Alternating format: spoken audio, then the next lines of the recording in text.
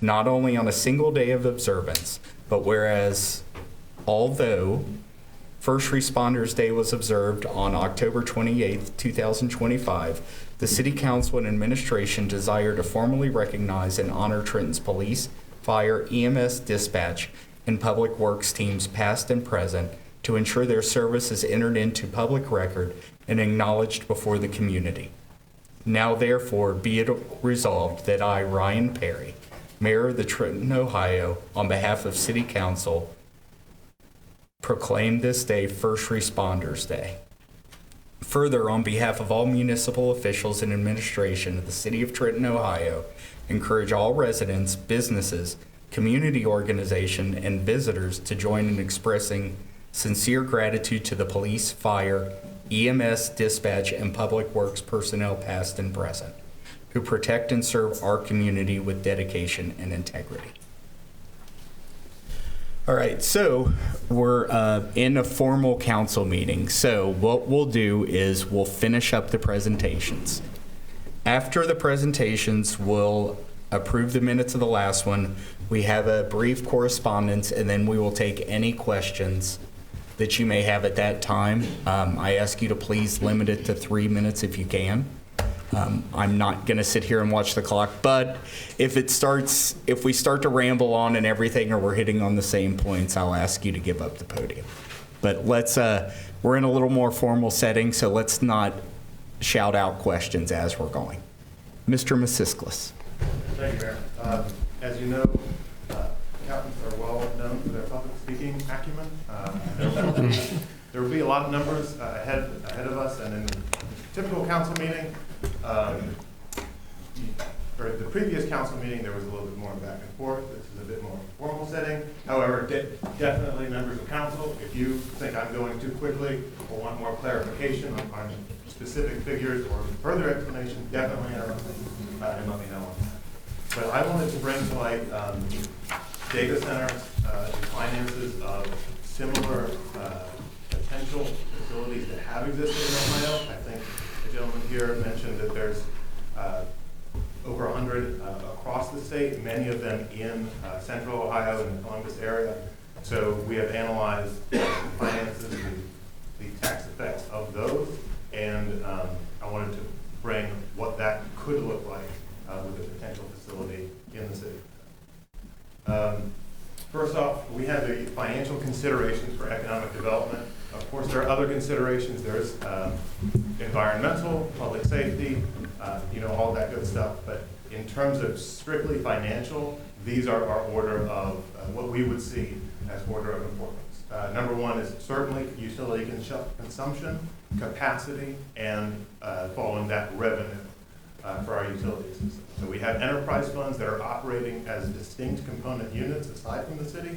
We have a general fund, and that's kind of where taxes are allocated, and then we also have our water and sewer funds that have to operate within certain margins as well, without direct input from our tax revenue. So those do have to operate separately, and they have also their own budgets. And you'll see that when I present for the city budget in December. Number two, we have job creation. So the number of heads that potentially are City of Trenton residents employed there. Number three, from those heads, the income tax revenue, so distributed across the industry, and that pays for police and fire services as well as other city staff communications and things of that nature. Following income tax revenue, we have property tax revenue. Following that, we have potential incentive package and what's called pilot revenue. So I will describe what that is in regards to potential incentive packages that always have to be negotiated and voted on once a site plan is officially delivered. So I wanted to show what a potential facility would look like in the Trenton Industrial Park. We have not received site plans, no water agreements been signed, no incentives have been agreed upon, but I would not be doing my due diligence as a finance director if I didn't find similar facilities across the state, look at what those have done and what it could potentially look like here. So I don't want to say that this is gospel and this is going to happen. In fact, The figures I provide are certainly pretty much not going to happen. However, we have to know the picture of what is on our horizon. So it's 141 acres, no site plans have been submitted, no water agreement signed, instead it's agreed upon.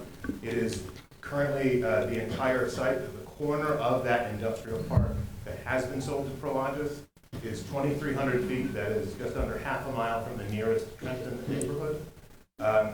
Similar sites in that Delaware County and Licking County area around Columbus. This could see 5 buildings, 200,000 square feet of each. So that's, you know, the million square feet people have been hearing. It's kind of in the ballpark for what that footprint looks like. You know, we have heard quotes from around the state. They'll say 30 to 50 full-time jobs per building. They will say, you know, during the construction period, there are 800 to 1,500 construction jobs throughout that build-out period, and then we see about a 5-year build-out, and that is specifically looking at, there was a Meta data center in New Albany, and then an Amazon data center in Franklin County. Matthew? Yes. Just for reference, they're proposing, or their model that they're doing now is 200,000 square foot per building. Shape's new building on Kennel Road is 336,000 square feet. So the buildings could potentially be 2/3 the size of Shape's buildings. We're also seeing, and this is one of those items that kind of varies between the different configurations, 200,000 gallons per day per building.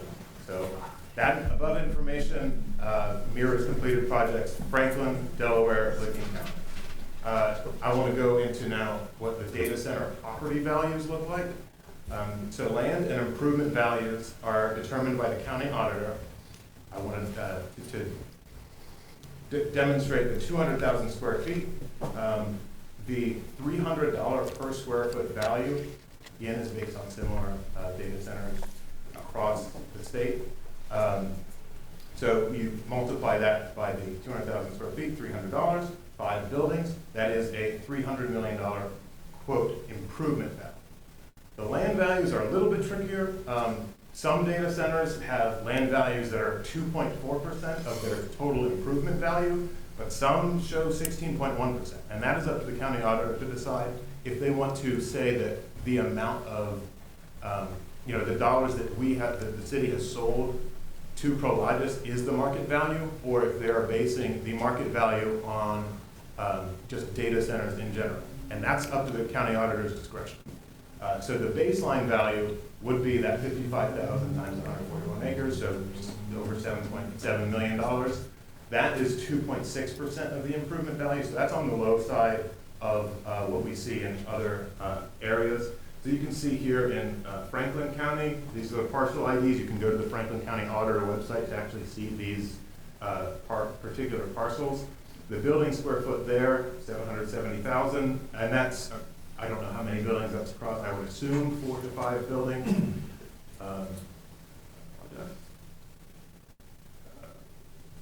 The land value, 9.5 million. The improvement value, that's the physical structure that's on top of that, yielding the total fair market value. And then the value per square foot there is $250. The improvement value per square foot, so the building part of that is $236. But then you see some others that are higher value. These ones are Licking County, so that's New Albany, just over 300, 421, 428. And this is a bit of an outlier facility. I don't know the specifications of that construction, but so that one is an outlier on the low end. But all in all, we are seeing an average of 295, and these are for tax year 2024. We know values increase over time, so we would likely see a larger amount. But when we take out that lower number, we're at $321 per square foot. From those values, the auditors will go in and calculate, from these market values, the auditors will apply a 35% taxable valuation. So we'll go and see the taxable valuation. So that $300 million improvement value times the current state mandated 35% valuation rate, we see $105 million of taxable value. The land value does the same thing, times 35%, valuation rate equals $2.7 million. So for reference, the city of Trenton's entire taxable valuation is $292 million. And this is from our county auditor. Right down here, you see 292 for the city of Trenton. This is our tax duplicate for 2024 tax year. That's the tax bills that are actually paid in 2025. So this is everything that is physically built in Trenton as of January 1st, 2024. So tax bills take a while to calculate. If you built a new home, you'll know that you don't actually get a tax bill for your first year of following the bill. So $292 million, that's the valuation. January 1, 2024, that's the tax bills that are paid throughout 2025. And actually, you can see right up here, Hamilton is above us in the tax duplicate. They're at $1,260,000,000. So for reference, Hamilton's about 4 times our size, and they're about 4 times our tax valuation. Now, the per square foot figures, I wanted to show what what facilities that you might know and how those are relative to data centers for tax purposes. So you look at the Lemon Township Kroger, their taxable value, just over $15 a square foot. It makes sense. It's just the big warehouse that has aisles that you go and shop in. There's not any super fancy HVAC equipment or coolant lines running through it. It's pretty much just a warehouse that you buy. Shape Corp, their new facility, that was surprisingly low when I found this. It's $19.3 per square foot, but when you really think about it, again, it's kind of just a big box. The value is in the equipment, and the equipment is not a part of the facility itself. So we do not have personal property taxes in Ohio. I know a couple of folks are from Virginia. They have personal property tax. You have to pay it on your car. I went to school in Virginia, and yeah, and a couple of my buddies, they decided to register their vehicles in Virginia and live there, and it's like, man, those old cars are valued at much higher than I would sell them for by the state of Virginia. So the physical equipment in Shape Corp is not taxed. The taxes come based on their net profits and the like. Jungle Gyms, that's also kind of a big warehouse, but they have extra facilities in there. They have some commercial space, and they're always adding on, so they're valued at even higher than Shape Corp. O'Reilly Auto Parts, this is an interesting one. That's a new build, so new construction costs kicking in. I think they were built, 2019 around here in Trenton. So the auditor will look at that value, see the blueprints, and say, well, it costs you this much. This is what we're valuing it. Fifth Third Bank, they have some security on site. They have a little bit more as it pertains to their building than you would otherwise think. So $50 a square foot. McDonald's. Fast food places are actually, they have advanced ventilation systems, coolant systems, and in terms of their equipment that's actually a part of the building. So that's why they're valued at such a high amount. So this is the McDonald's that was just recently built in Trenton, so it's $69.4 a square foot. And again, the data center projected at $105. From those values, tax rates are applied, and that's how they get their total bill. So this is the tax duplicate rate for the city of Trenton. This is essentially decided between the county auditor and the state tax commissioner. As values increase, rates especially for city levies, decrease. School district levies don't always decrease. That's why property tax bills increase when values go up. But our fire and police levies actually decrease in effective rate. So they don't collect more money when values increase. They only collect more money when new buildings get constructed. These are super tiny, but they will be this entire presentation will be available on our city website. But you can see here, this is 7.66% of all the Butler counties, 7.66 mills, all the Butler County levies added together. All of the Edgewood school levies added together is just under 35 mills. Butler County JVSD, that's Butler Tech, the Joint Vocational School District, 2.92. That one stays fixed at 2.92. So when values go up, the 2.92 does not decrease. City of Trenton, this one is currently 10.92.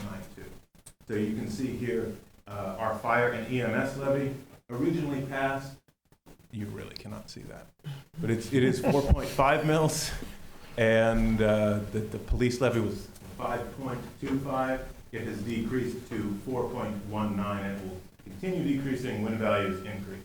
We also have countywide levies that are independent agencies. That's the Midpoint Library and then the Metro Parks of Butler County. Those also have millage rates applied, yielding a total millage rate of 56.54. And you can see here, these are the R80 property tax breakdown. So Edgewood Schools gets about 62%, Trenton City 19%, Butler County 14%, those others are 5%. Separately from the property tax valuations and bills, we hear about incentives. There are incentives available that different communities have approved for data centers in the past. I want to show the available available property tax incentives that council has the authority to levy, but also the county would have the authority to levy without council approval. So we have what's called a tax increment financing district. This could be city created. We do have several of these. These last 30 years. So instead of new property tax dollars going toward each of those levies, each of these, the funds are received into a city fund known as the TIP. The school district still receives their full taxable amount. The city receives about double what they would normally receive and can use those funds for utilities, local infrastructure, or other public amenities. So the reason the city receives about double is because the county portion is cut out when a TIF is in place. The schools are made whole. Some increases of the county amounts for senior services are given back to the senior services, but by and large, the county levies are cut out. So the city portion of that pie grows for TIF districts. Separately from that, there is a Community Reinvestment Act or Community Reinvestment Agreement. These would be city created. They last up to 15 years. These are eligible to abate up to 75% of the improvement value, not the land value, without school district approval. The school district could separately approve a up to 100% abatement, again, only of improvement value, not land value. If a CRA is in place, even just a 75% improvement CRA, and the company payroll exceeds $2 million per year, Trenton must pay the Edgewood City School District 50% of the income taxes received for the duration of the CRA, again lasting up to 15 years. The enterprise zone agreement, we also do have a couple of these within the city. These are created by the county. They last up to 10 years. The county commissioners may abate up to 75% of the property taxes for up to 10 years. And that is without school district or city approval. And there is no mandated income tax sharing for the school district for those. Continued here. So across the more information on this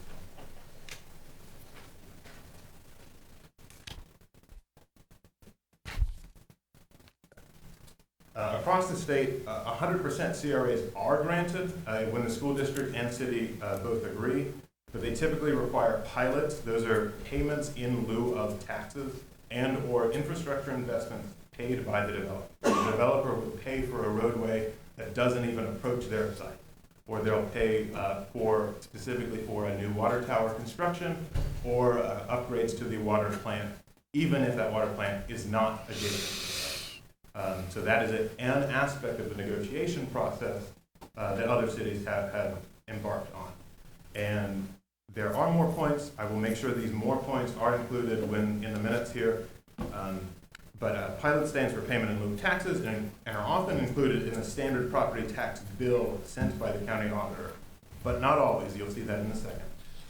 Pilots negotiated between cities, school districts, and companies in a variety of ways. They can be on a square footage basis, they can be an annual flat charge, they can be a one-time payment, or they can be a schedule of fees. So, fluctuating over the years, depending on how many buildings are constructed, how many new employees are housed. So, again, nothing's been presented to the city, but I would not be a very good finance director if I didn't break out what a potential agreement could look like for our city. So I have broken out tax years, that land valuation, the calculations I showed previously, the improvement valuations, the potential abated valuation if this is a 75% CRA for 15 years, and then you can also layer on top of the 75% CRA the 100% TIF.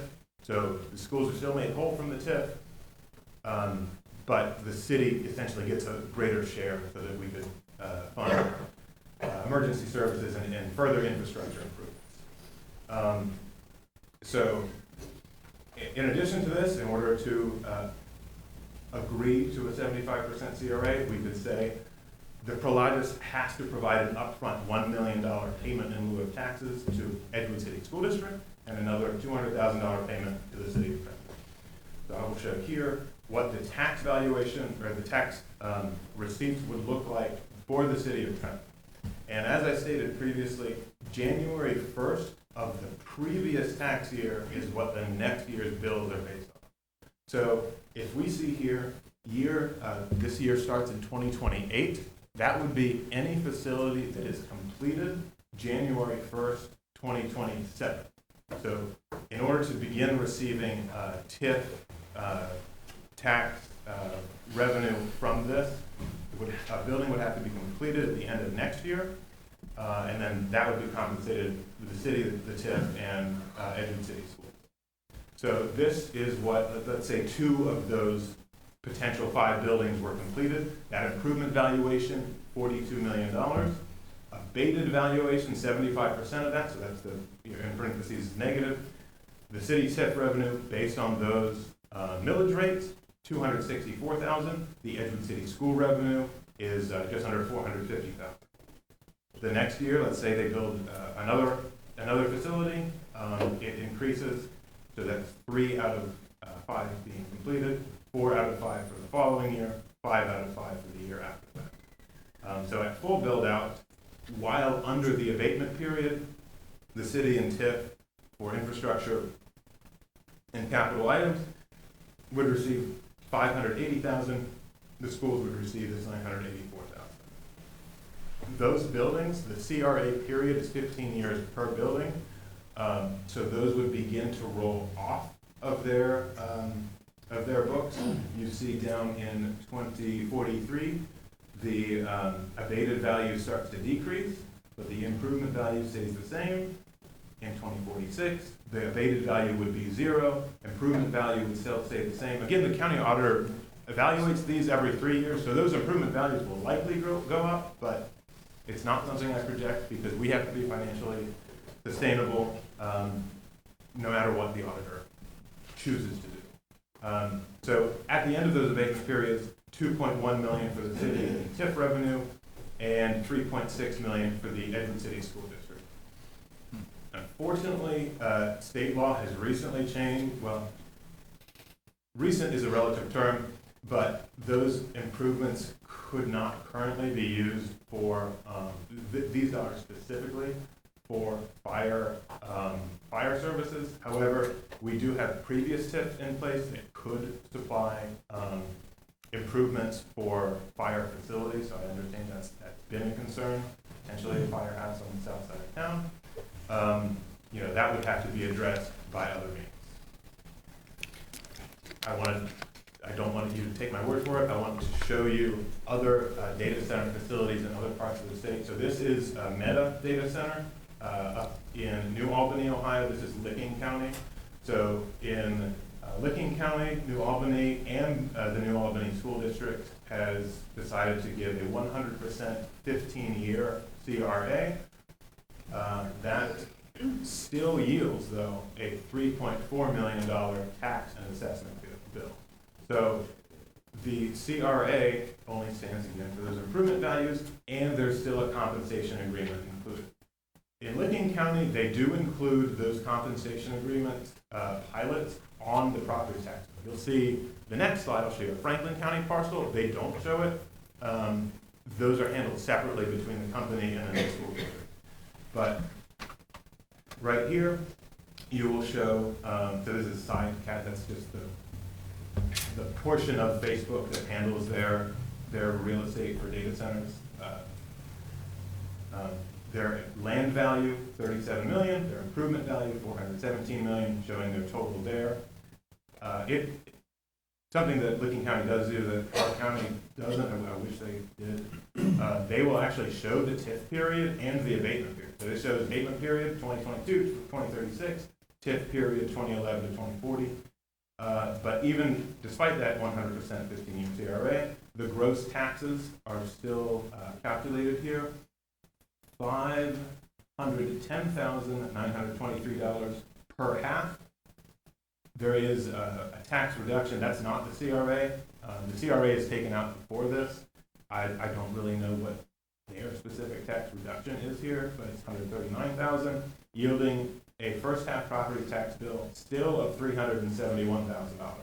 That is again after the 100% CRA. So still just under $750,000. In addition to that, these are the pilots, the payment in lieu of taxes that they have agreed upon. And those go to a distinct component unit of the city that essentially New Albany has set aside for economic development. And that's the East New Albany Improvement Corporation. So that fund receives just under $2.7 million per year. We'll show you this is their actual, another thing Licking County does great, they show the actual property tax bill, not just the calculations here. So this is the same bill that gets sent to that Facebook data center. They have chosen to keep their land valuation out of the TIF, so that gets split up actually into each of their funds. The libraries up there still get paid their amount, the mental health district still gets paid its full amount, and that's that $743,000 that they've seen in the previous. Their effective tax rate is very similar to ours, just a bit higher, so 57 mils there. And you can see this is where the CRA is shown. Right above my laser pointer, it shows $37,275,000 for the land value. The improvement value shows 0. That's because of the CRA. So the land value taxable, 35% of that above figure. Land improvement value is still 0. So the gross full year tax, those reduction credits, again, not sure the particulars of that for that agreement. And then the East Albany Community Development, that $2.7 million figure is added on their property tax bill. So their full year tax bill is that full amount, the $3,434,000. Another data center, this one is in Hilliard, Ohio, that's Franklin County. This is also a 15-year 100% CRA. They receive a $345,000 tax and assessment bill, so significantly less than the previous one. It is a little bit smaller. This is currently, as of this duplicate, 770,000 completed square feet. 5 out of 8 planned buildings are completed there.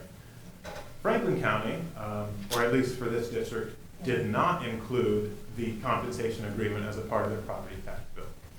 That compensation agreement to Hilliard School District is $400,000 per year, plus $1.50 per square foot of completed building space per year. So currently, they're at $1.55 million in their pilot. If you scale that up to their expected 8 buildings, that's $2.4 million. So, and the city does not receive any pilot for this. In return for this project, the city and the school district came to an agreement, and they just said, all right, city, You don't get a pilot, but also you don't have to pay us, the school district, that 50% of new income tax. And it seems to be working well for them. And you can see those original taxes, the reductions, those adjusted taxes there. Interestingly enough, Franklin County, their effective tax millage is almost 95 mils, which is, from a Butler County property taxpayer, I'm very glad I do not live in a larger, more urban area. So 95 mils, and that's pretty common in Cincinnati too. This is city of Hilliard, so that's one of the Columbus suburbs, but Columbus is, I would wager, even higher than that. So property taxes, council clears mud. We can move on to income tax. Is right in. everyone still awake out there? I'm trying. So here we go. I think, and correct me if I'm wrong here with this, to sum all of that excitingness up, even if there is a deal that we reach with them, that doesn't mean they pay no taxes. That means that we can say, okay, we're going to skip your improvement value, but you give us, it's a negotiation, so much right off the top. Like, pave a bunch of our roads and we can give you a 15-year abatement on your improvement value. Us and the school still receive taxes. The abatement doesn't say you just stay there for free. We still receive things, but that's part of that negotiation period, period that we talked about, where it's, we do traffic study, we do environmental study, and they say, well, we want a 30-year abatement. And we'll turn around and say, well, for 30 years, you give us so much to pave these roads, you improve our water treatment plant, and do another couple things. And they either agree to it or we just keep negotiating. And I believe that could be pretty much anything, correct? So if they say they want 30 years, we're negotiating. Currently not legal for this. Yeah. So 30 Okay. years is not. 30 years is not even, okay, I'm sorry. Well, that just squashed that rumor because it's not even legal for us to sign a 30-year tax payment. Now, I will say there are some 30 years in the state. Those are state designated mega projects. And that's something that I don't even think the city. Okay, so we could only give 15. At max. Max of 15, and Per that, building. yeah, per building, and that doesn't mean we just let them stay there for free. No. They're going to still pay something for property tax, and we can say whatever park improvements. The TIF overlaps that. So the Yes. TIF, we currently actually have a TIF on all of our industrial park at the time. It's triggered on whatever parcel upon improvements. That lasts for 30 years. So as Matthew went through the data on a TIF, how, effectively the tax revenue for a TIF property, industrial TIF property in the city is about double, right? The schools are made whole. That can last up to 30 years.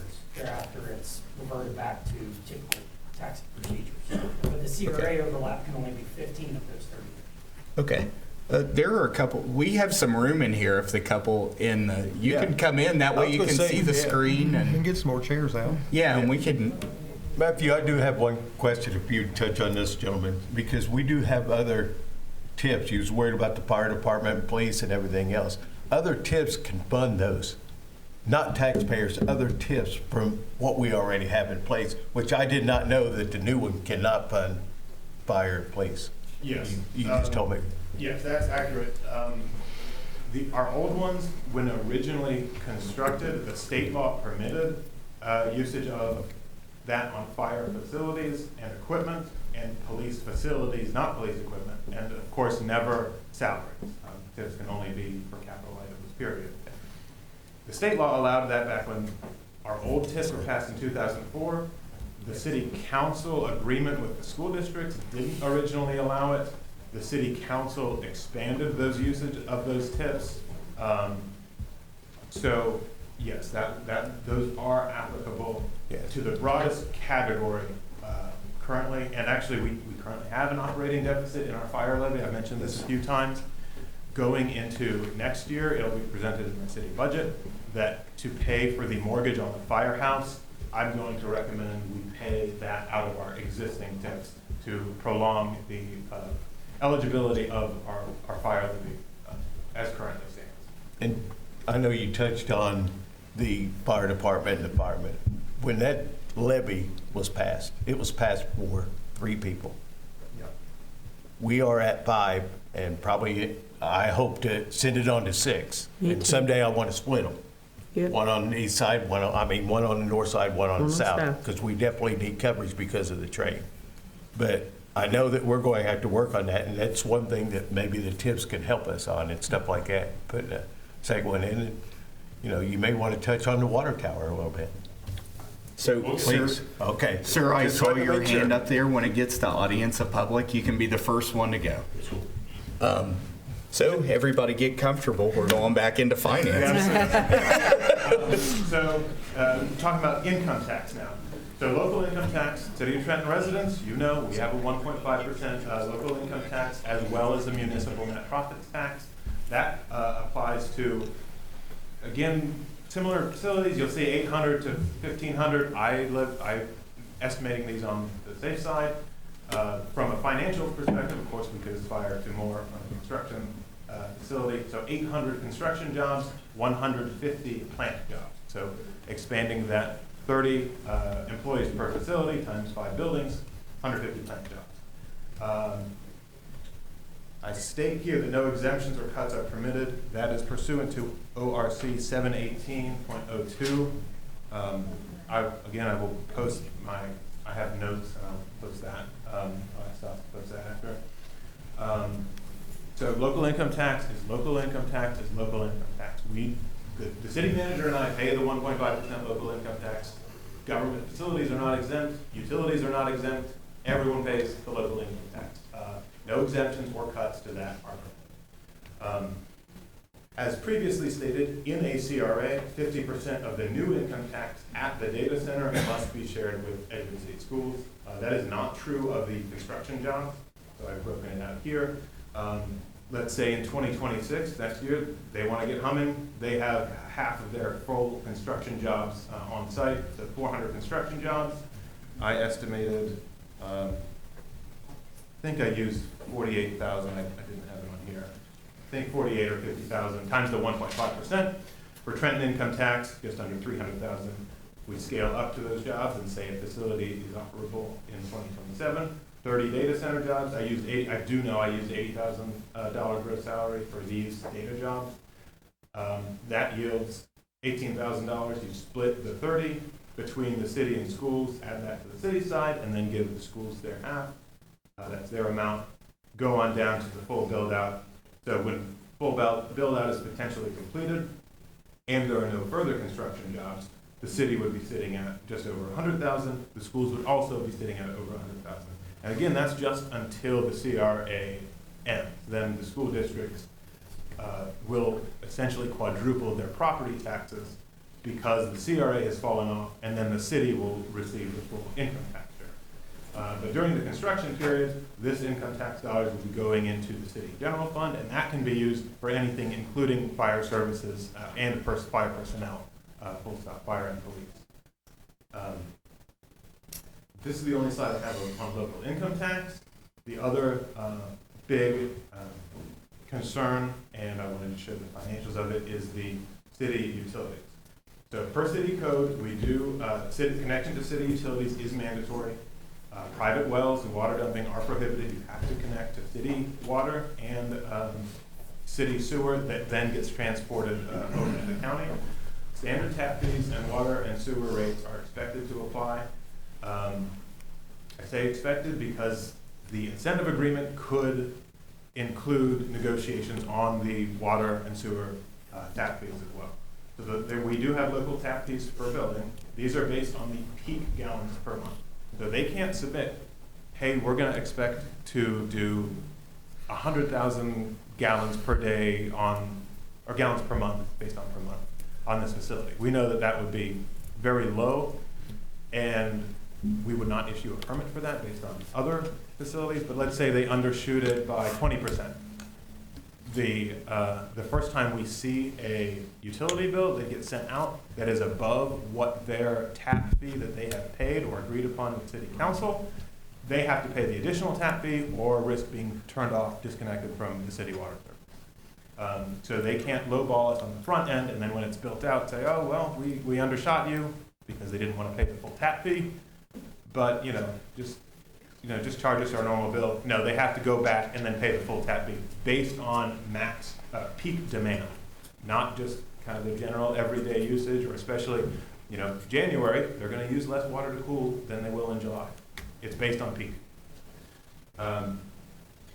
So the tap fees are based on peak, but, we cannot assume that our city revenue will be peak demand all year.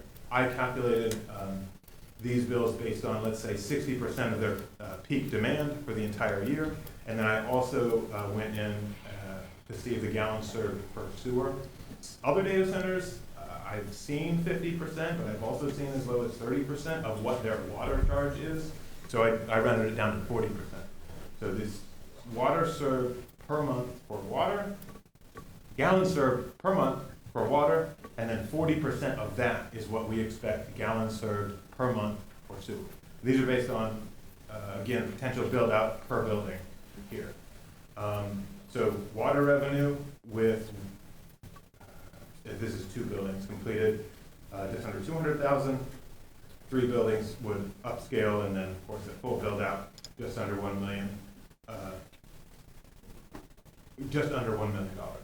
And these are based on current rates. We do expect to increase our industrial rates and not our residential rates. So these rates will increase for them and not for our local ratepayers. That's the water revenue. The sewer net revenue, this is after we pay the county to treat that water. So our actual sewer gross revenue would be much higher than this. I took out what the county currently charges us and showed what our net revenue is for sewer, and this would offset rate increases again for our sewer side of the building, and then also yield further infrastructure for more sewer lines and sewer line replacement throughout town. So 40,000, 80,000, and kind of scaling it there. Additionally, we have a stormwater fee. Stormwater fee is not usage related. It is based solely on acreage and type of facility. This is commercial industrial. This actually begins to be charged before any buildings are up. As soon as it ceases to be certified agricultural use by the county auditor, the stormwater fee starts getting sent to the site. And that is $29,610. And that occurs whether, no matter how many buildings are constructed. So the tap fees exist to provide the plant, well field, and water storage upgrades for additional capacity. That's the front end. Before a permit gets issued, they have to pay the tap fee. The service revenue supports daily operations, that's our staff, and also offset costs to residents. And then the stormwater fees are monthly based on acreage. Yeah, that's not the monthly. I think that might be the annual. I will review my notes and clarify that in future meetings. Yeah, I think that's the annual for stormwater. So yeah, all of these will be annual. After utilities, we also do what's called public utility personal property tax. As I stated earlier, the state of Ohio does not have traditional personal property. The only facilities that do pay personal property is public utilities. And these, unfortunately, are a little bit more of a black box. Our auditor doesn't show them per parcel. They're kind of decided between the state and then auditor and then distributed out. The state also recently reduced their public utility personal property rates. So the values are assessed on public utility infrastructure and calculated based on the local tax rate. So public utility infrastructure, that's Duke's Poles. That's their transmission lines. That is any generation facility, and those have distinct calculations. Generation facility used to be based on 24% of their true value, and then we would apply the local tax, well, the county or state would apply the local tax rate to those. Now it is 7%. So they reduced it from 24% of the true value calculation to 7%. They reduced their transmission from, it used to be 88% of their true value, now it's 25%. So they did reduce the local revenue on that. The state stated that the direct reduction, this was a direct reduction in local revenue, but the legislator did push it to incentivize utility expansion and offset those costs that the utilities are putting in for this expanded infrastructure. So the goal, when the state did that, to lower the taxes on the transmission lines and generation equipment was to offset these increases that you're seeing from Duke. We will see if Duke chooses to pass on those savings to ratepayers or not. One thing I will say is public utility personal property revenue is never abated locally, not even in a CRA.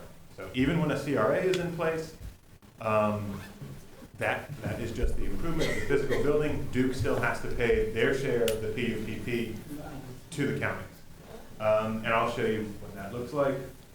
This one took a lot more digging. I actually had to look into the total counties involved and their total personal property taxes over the course of several years to determine what that could look like in Trenton. So the city of Trenton would receive 11 mills, and then let's say that Edgewood City Schools 34 mills. So that's a much lower figure, but this is never abated, can't be agreed upon unless the state again tries to do something, like they have done. So this is the local revenue for one building, two, and then full build out for both the city and schools.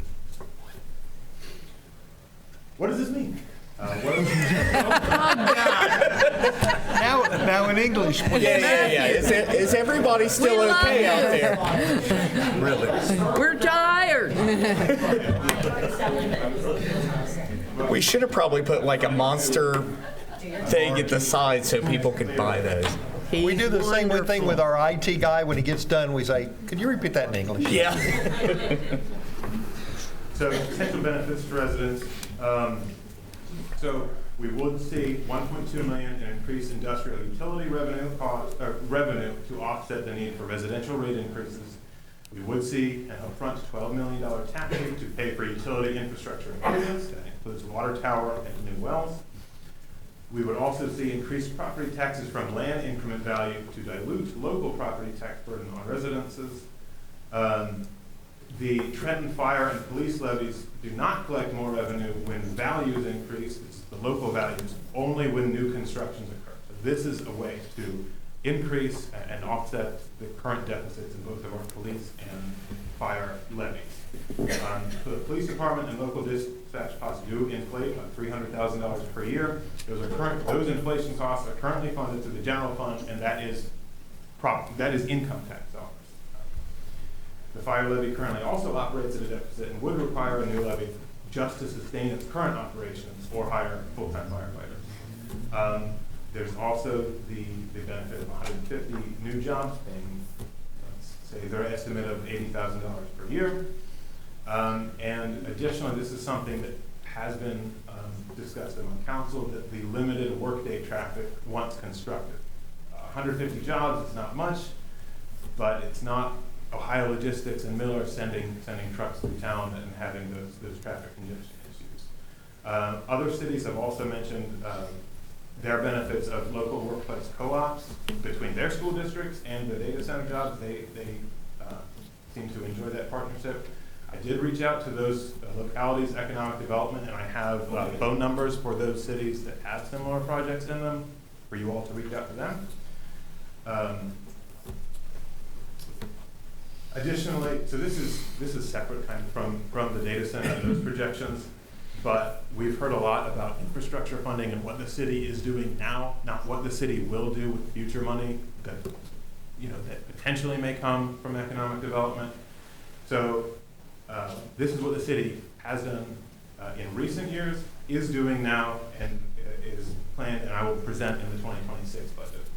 So in addition to the public intersection and roadway improvements for Trenton Square in excess of $5 million, that is infrastructure, roadway improvements at the Edgewood West State Street intersection and also the Wayne Madison West State Street intersection, excess of $5 million. The historical paving budget was about $400,000 until 2023. In 2023, the paving budget was escalated to nearly $1 million.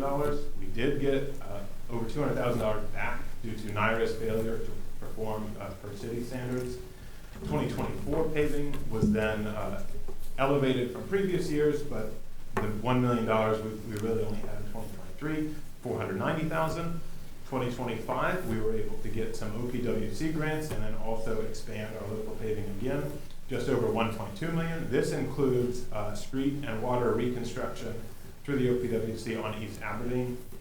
In 2024, this is with current availability, both from grants, local, and those existing TIF districts that we already have, just under $2.3 million. So that consists of 555,000 of local, 1.2 million of a federal grant, $511,000 OPWC grant, and that is for North First Street, North 2nd Street, Union Street, and that is also water line reconstruction.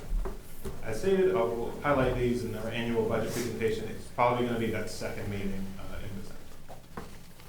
As promised, these are the communities that city staff has spoken with. Economic development teams from below communities were contacted and finances reviewed for all incentives granted to data centers. All indicated a positive community impact, both in educational and infrastructure partnerships. Communities also reported a lower residential property tax needs as a result of a new development. This is Hilliard, Ohio. That's in Franklin County. New Albany, Ohio. That's in Licking County. Marysville, Ohio. That's in Union County. And then also Union County in general. So those are the phone numbers available to contact those cities, and reach out to those cities, reach out to locals that live in those areas. And as a side note, I went to school in Virginia, and I understand the blight that occurs in Northern Virginia because of how they handle these data centers. And thankfully, I wasn't in Northern Virginia very often, but they're building 400 feet from residences. And that is not something I don't think our city council would ever consider. I don't think a mile safe enough because of some of the studies there. I know Prince William County very well. Yeah, so I'm just saying, I've been there. I don't know if the council has traveled through Northern Virginia, but yeah, I lived there for a little bit, and it's not a pretty sight, and I do understand those kinds of stuff. Moving on, I'll shift it over to Nick. He's got a couple of slides. You can point at me. Nick, you're up. Are we just going to talk about the legislation process here? So Yes. I know there's been some questions. I'm just going to briefly run through it. Just 3 different specific topics. The first is executive session. So city council or any public body, including subcommittees, committees of council, may enter an executive session only for specifically legally permitted reasons. They're defined in the Ohio Open Meetings Act 121.22 subsection G. And these include matters like personnel appointments, pending or imminent litigation, collective bargaining, property acquisition or sale negotiations, and confidential economic development negotiations. The rationale, according to the state legislature, is that open discussion of such sensitive topics could harm the public body's interests or violate privacy or legal obligations. The law also includes a safeguard for transparency because of the fact that there is no decisions to be made in executive session, i.e. there's no voting in executive session. That all takes place out here in open session after whatever motions, ordinances they have before them. Any formal action by the public body must be taken by that vote in public meeting. I would also note that the public body is obligated to keep executive session content confidential until it can be disclosed publicly. For example, if asked about preliminary terms of a land sale or economic deals, if they ever become negotiated and they're discussed in executive session, city council members and staff will be legally barred from revealing those details until the deal is finalized or brought forth in open session for public input and hearing.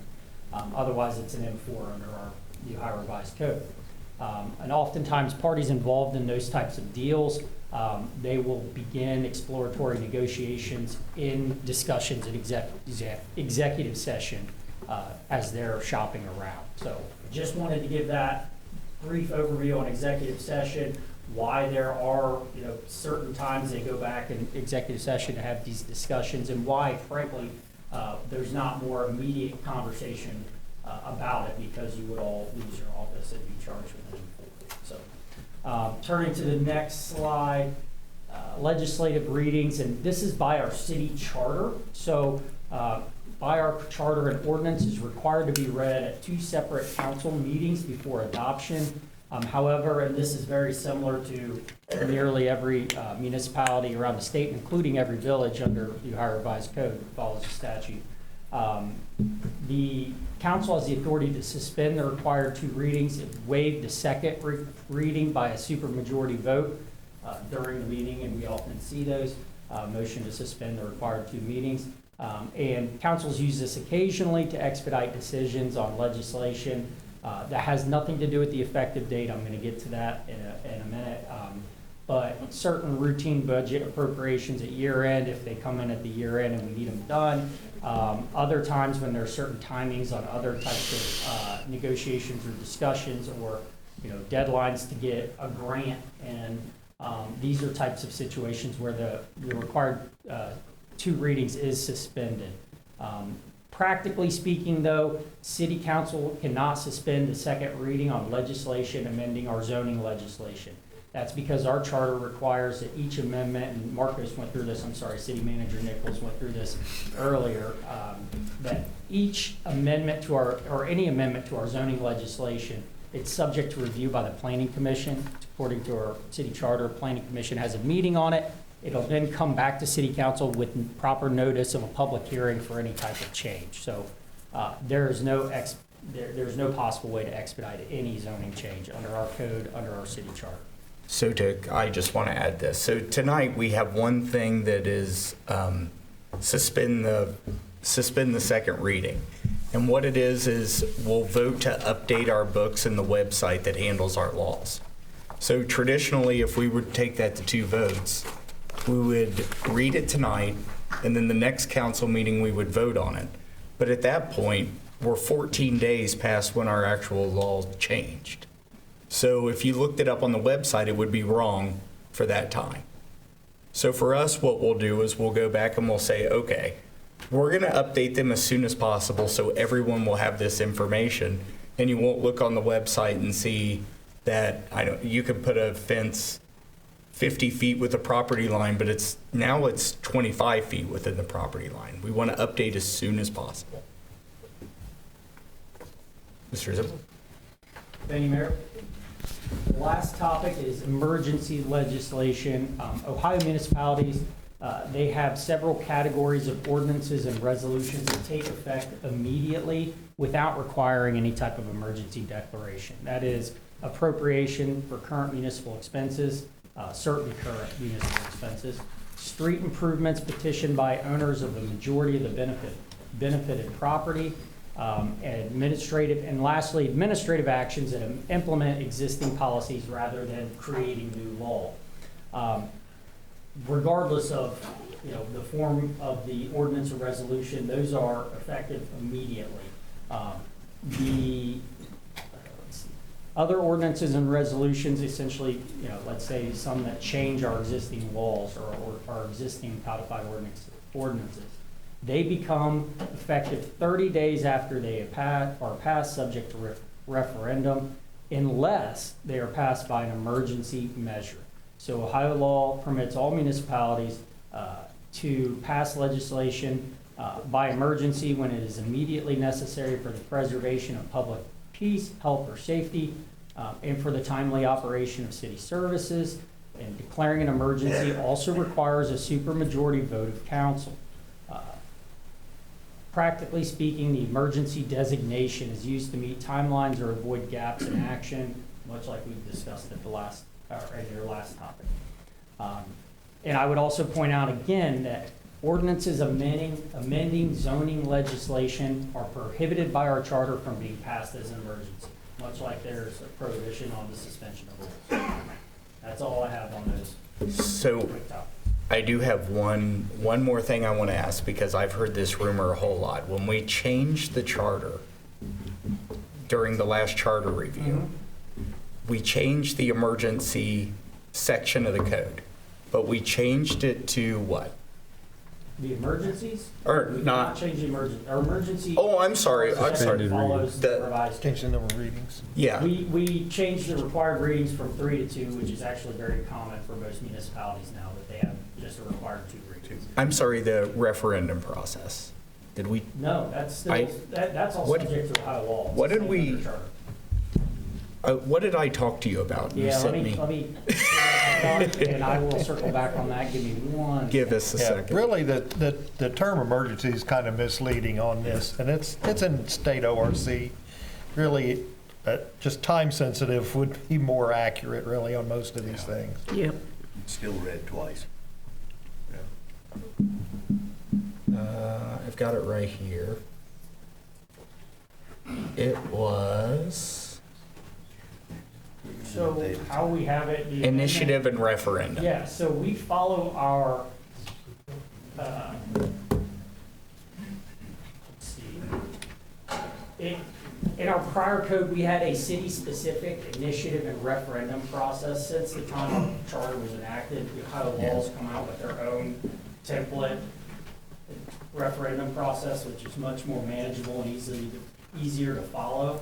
So what we did, instead of having a charter-specific initiative and referendum process, we revised it and just said, we're gonna follow Ohio law State. like the vast other municipalities across the state. Now, in substance, that really hasn't changed, like in practice, how to do it. Just makes it easier to manage kind of administratively if there ever is a referendum or an initiative. I just wanted to clear that up, because that was one thing that came up during the roundtable, that it was that we switched that to make it easier. That wasn't true. All we did was say, we're just going to go by Ohio law, instead of having our own that's separate.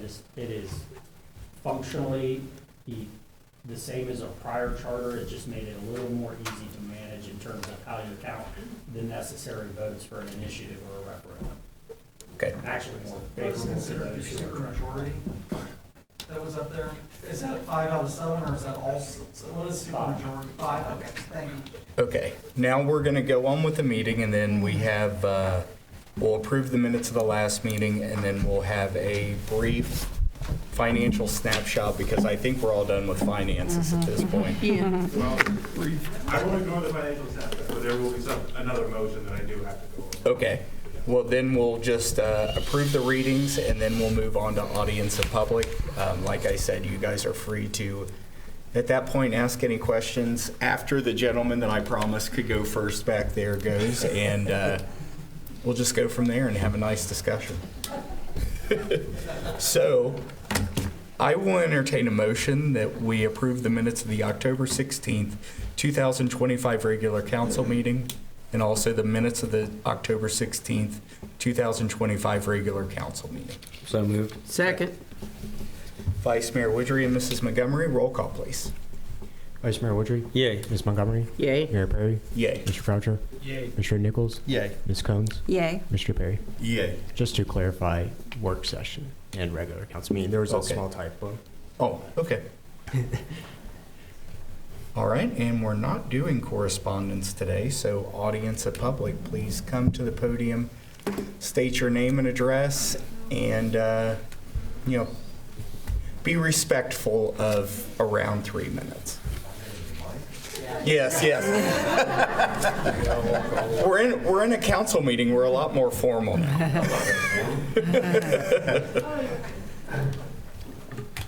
I'm Chris. I live on Nelson Place, 933 Nelson Place, Trenton. It's kind of a two-part question, I guess, ideally. We keep talking so much about the data center, but we haven't really talked about the new neighborhood they're putting on State Street and all the commercial buildings they're planning on putting there. How are we looking at that in addition to the data center? Mr. Nichols. Thank you, sir. So the Trenton Square development went through the PUD and rezoning process, as I had alluded to during my portion of the presentation, where there was a first reading. It was sent to Planning Commission and had its second reading and public hearing back in February of this year, I believe. And then has gone through that process, and they've moved forward with that. Additionally, the final plat was brought before council and I believe planning commission a few months ago, and that was reported back then. I think he was referring to, like, what are we going to do about traffic, correct? Traffic. Yep. The utilities, the whole nine, because we already keep saying how much the data center is gonna do, but then are we also taking into consideration the additional housing, the additional commercial properties that's gonna be there, the YMCA, the moving of the police department and city building, like, that's a huge strain that's gonna be put in that area as well. So as part of that development review process, there was a traffic study that was conducted. There are off-site improvements that will be done, which includes a decel lane, a right turn into that development, a traffic light at the intersection of Edgewood, improvements at the intersection of Edgewood, as well as improvements at the Wayne Madison and State Street intersection with regards to that project. Hey, Marcus, can you touch it as far as curb cuts? A lot of people think that you're gonna be able to turn off a 73 into those businesses. Yes, there are Yeah. 2 right-in and right-outs into that development.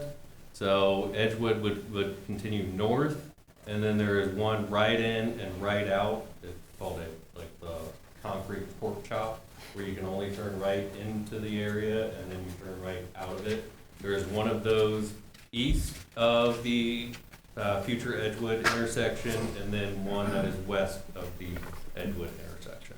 And then also, I believe, deceleration lanes that lead into those turn-ins. Right, and I think you touched base on it a little bit when you were pulling some of the other information from the other data centers. Can the city council set a parameter around how close they can be to the residential? Like, I think one of them said it was almost a half a mile from the nearest. Is that parameters that you guys can set? So we, at this time, where that's going, there is no residential property around there, nor can there be. So the way it's zoned right now is that all industry goes in that area. Our residentials have already been set. So unless zoning was changed to land that, we don't currently have any land over there anyway, but it would have to be changed to residential land. So for us to, like, I'm trying to explain that I guess maybe my question was misunderstood. I guess what Okay. I'm saying is when they build, because every news outlet's already interviewing them and they're saying, yes, we chose Trenton for this reason. So I don't think it's a matter of if they're going to do it, I think it's a matter of when. So when they do start to build, is there proximity of how close you're going to allow them to butt up to the neighborhoods that's already existing? So they will be, was it a half mile? 2,300 feet. So that is the minimum, Yes. the maximum you're going to allow? So that's the location of our industrial park. Yeah. The zoning code dictates the minimum setback from the roadway and the lot line.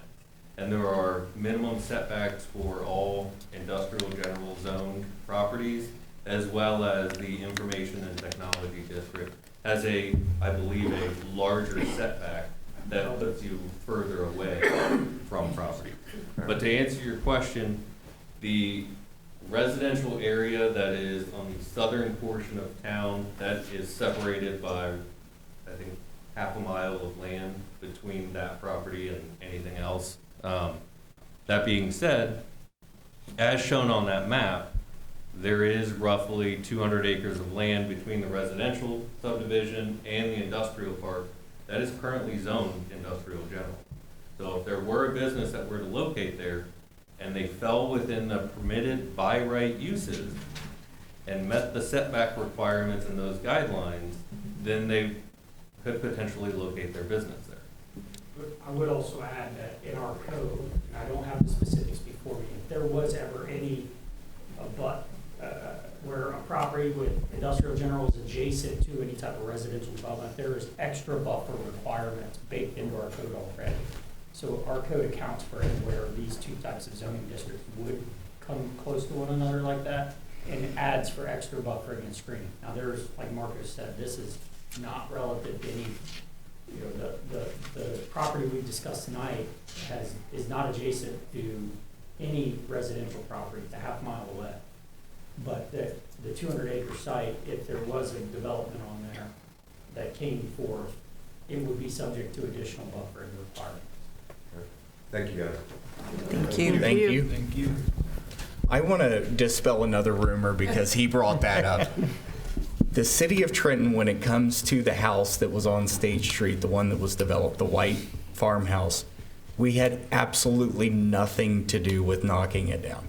We would have saved it if we could, but once it was bought by the developer from the owner, it legally became their property. So I've heard numerous times that the city's destroying our history. We would have saved it if we could, but the owner sold it knowing that it was that was what was going to happen, unfortunately. So that we could do nothing. It's private property. Do we have anyone else that would like to come up and speak? Oh, you got one behind you. You got one behind you, sir. Oh, okay. She was on her way up. That's good. My name is Angie Osborne. I live on West Aberdeen. And I came tonight to get some understanding and for you to, I guess, abate the fear. Because basically that's what it boils down to. The residents are fearful. And when you do the research of all the different cities, and I just did 2 of the cities that you had listed, and one of those cities, residents are fighting it, and then another city, they have mixed feelings. So how are you going to ensure that your citizens feel safe? I know the money is there, it all looks good on paper, but potentially, the comment, we're doing it before somebody else does it to us. That doesn't sit well.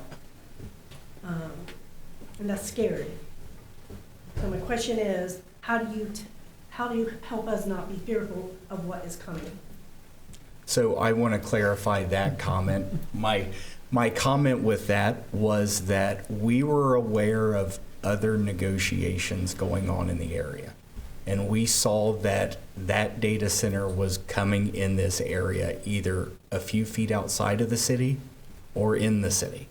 So I wanted to clarify that wasn't us saying that. My comment. Yeah, that I wanted to say that wasn't some pie in the sky thing where I said, well, we got to get it before the township does. No, we were aware of other things that were going on, and that's why we moved like we did. Now, what are we going to do to make everyone feel safe? Well, number one, we're going to continue to have these information sessions all we can, and we're going to include everybody when we're talking about this. It's still got to go in the zoning code, the zoning committee and everything else. We are going to be completely transparent with everything that happens with that and talk to you guys about it. And I mean, I guess the best way to answer that would be, what would make you guys feel safe? Okay.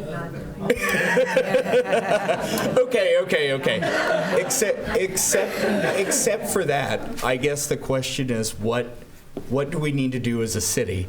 We don't want our residents mad. We don't want them to feel unsafe. So we don't want our electric bill to go up. We want our water clean. We want safe. The noise pollution. There have been reports that people who live near the noise, they have anxiety issues because there's a constant hum, and many residents have moved out of these cities. So those are scary things. And we move in our homes because we love Trenton and we have fun, we enjoy our city. Right. So we want it to stay that way. That's the same reason the 7 of us are here. And we're not going to willingly do something that's going to harm the city, because we live here too. I bought my house 45 years ago. I plan to live there till they carry me out. So, I understand that, but when you look at other cities, it's not very promising. Well, one other thing I would say about that, if you turn around and look right straight behind you, you'll see a news camera. News cameras haven't been in this city in probably 15 years. We had a bicentennial celebration. We've built a firehouse. We've done a lot of things. They don't show up. Okay? The things you're reading online, Yeah, there are probably problems somewhere, but that's the only thing you see it seems like is the bad news. And you're on record that those are things that frighten you about this. And as we go through the process, we'll address those and we'll bring them back to you. Thank you. Thank you. I need something. I wanted to say something. You know, we had the ability as a city, as people, before the electric bill went up, we had a solution for that, but we did not have a good backing of that. Do you remember what it was? Thank you. Yeah. Pardon? It's when the aggregate came to Trenton, and they were giving people the choice, but the people voted it down. They voted it down. Twice. So is that something we'd be open to? I mean, we can check to see what that same aggregate that was given to us is paying now per kilowatt hour and express that to you. Well, go online and take a look at Monroe, Middletown, Wayne Township. They all passed it. They're all cheaper than this. Okay. Go ahead, sir. Hey, Mayor Penner, I was wondering, I'm not a resident, is it okay if I speak? Yeah, go ahead. My name is Nick Sekema. I live in Liberty Township, right across the river, and like literally on the river. The concern I have is how much noise it's going to produce. I don't know what the data center's noise is going to produce.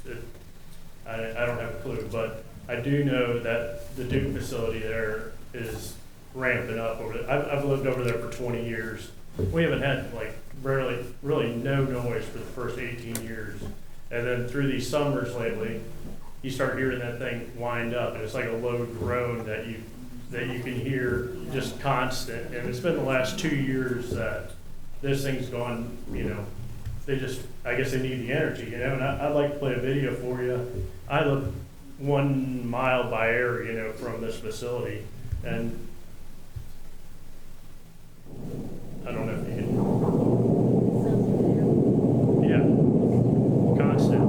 And, you know, they're the ones that are going to be, I'm sorry, I didn't like, if you guys addressed this issue earlier, I just showed up, I was stuck in traffic on 75 forever. And, well, yeah, but, you know, and that's an issue for me, you know, in my quality of life. And people, I mean, I imagine that you guys are hearing the same thing. I don't know, like the level is a little bit higher there, and like in line with smokestacks, or you guys got the exact same thing going, but it's really annoying. And it's going to go from maybe 1 day a week, you know, or 2 days a week when they're ramping up. 24/7, you know. And you're talking about one of the two plants, not to interrupt you, right down here in Woodsdale.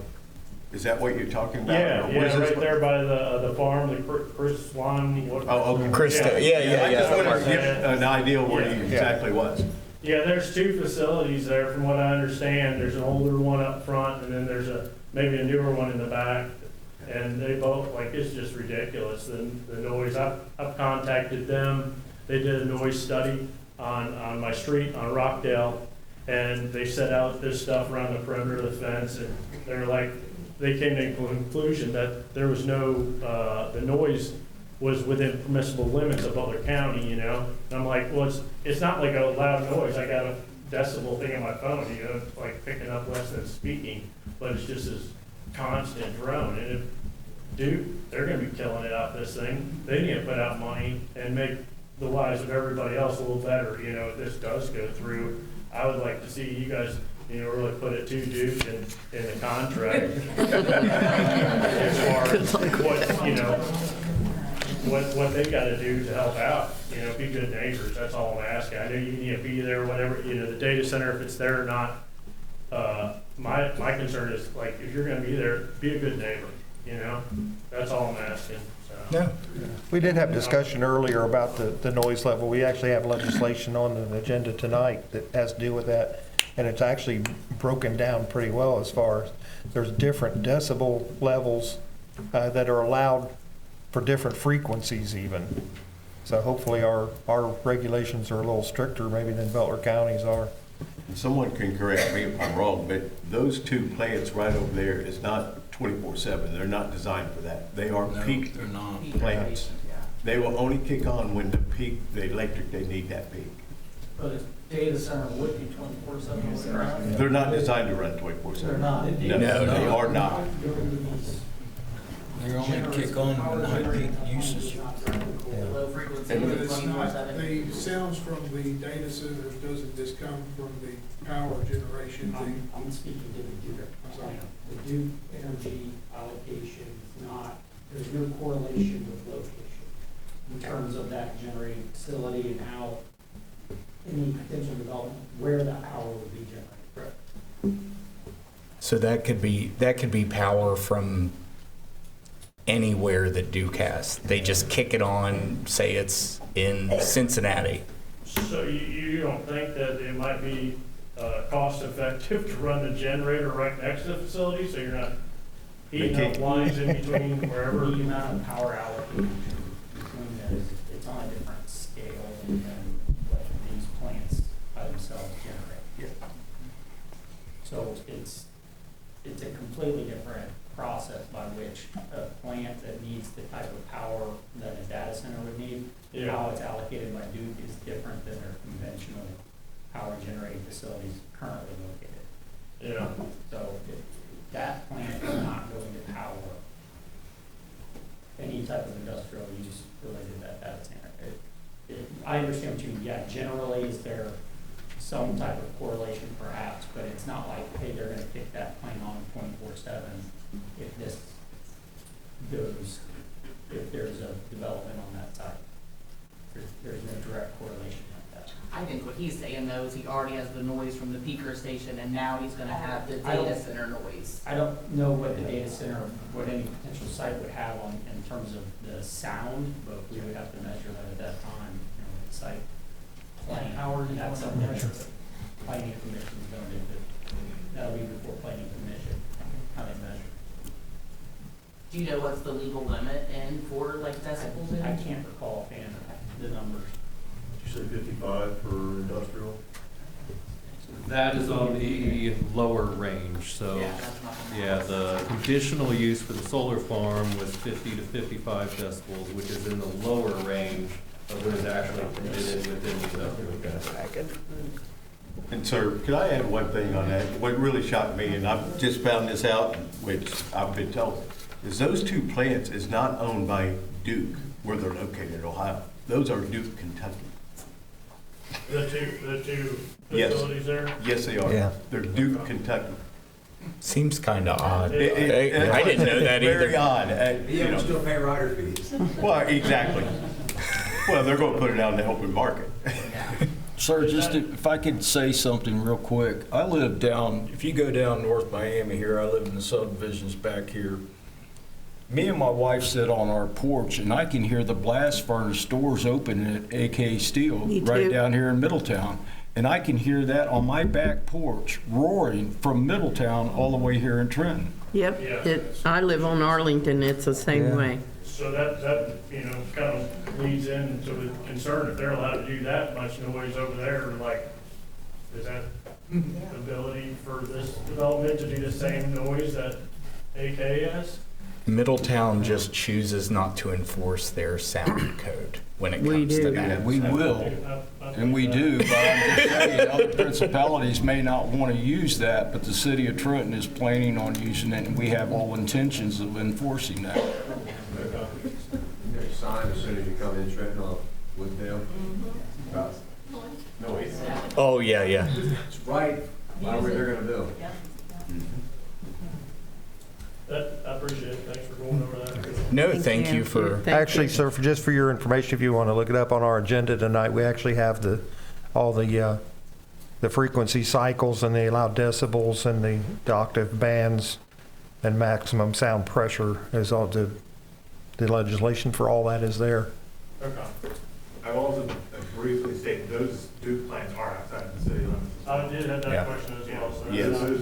Yeah, They're not ours. we can't enforce anything on them. They're in the Duke ain't in the township. city. I was going to say that's Madison. They kind of do their own thing anyways. You're right with that. Yeah.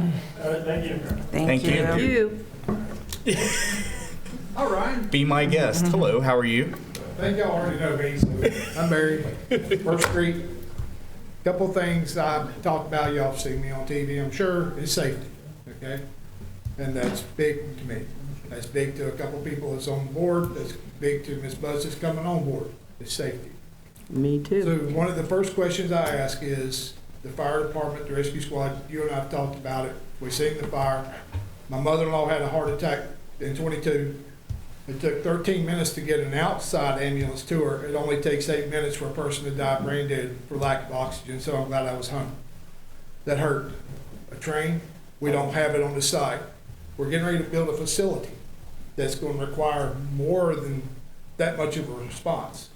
We're going to need AFFF foam for diesel, gas spills.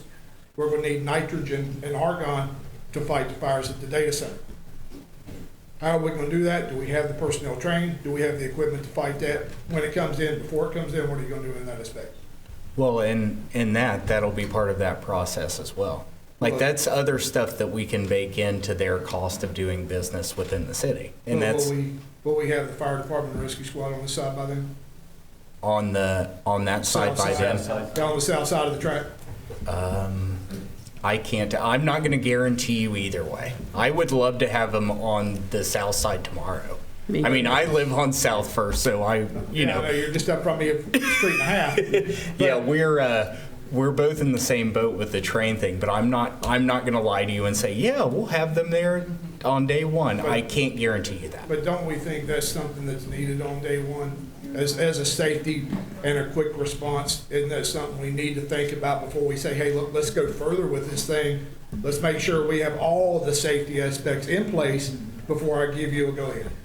No, absolutely. We need to have a plan in case something happens. Go ahead, Mr. I would also note that any non-residential development, as part of the site plan process, our personnel, both police and fire, are part of the planning process and the review process. Right. For those particular reasons. So I respectfully. No, thank you. When that happens, if there is a site plan, there will be a full analysis by all departments of our city staff to make sure that we can service that development appropriately and safely.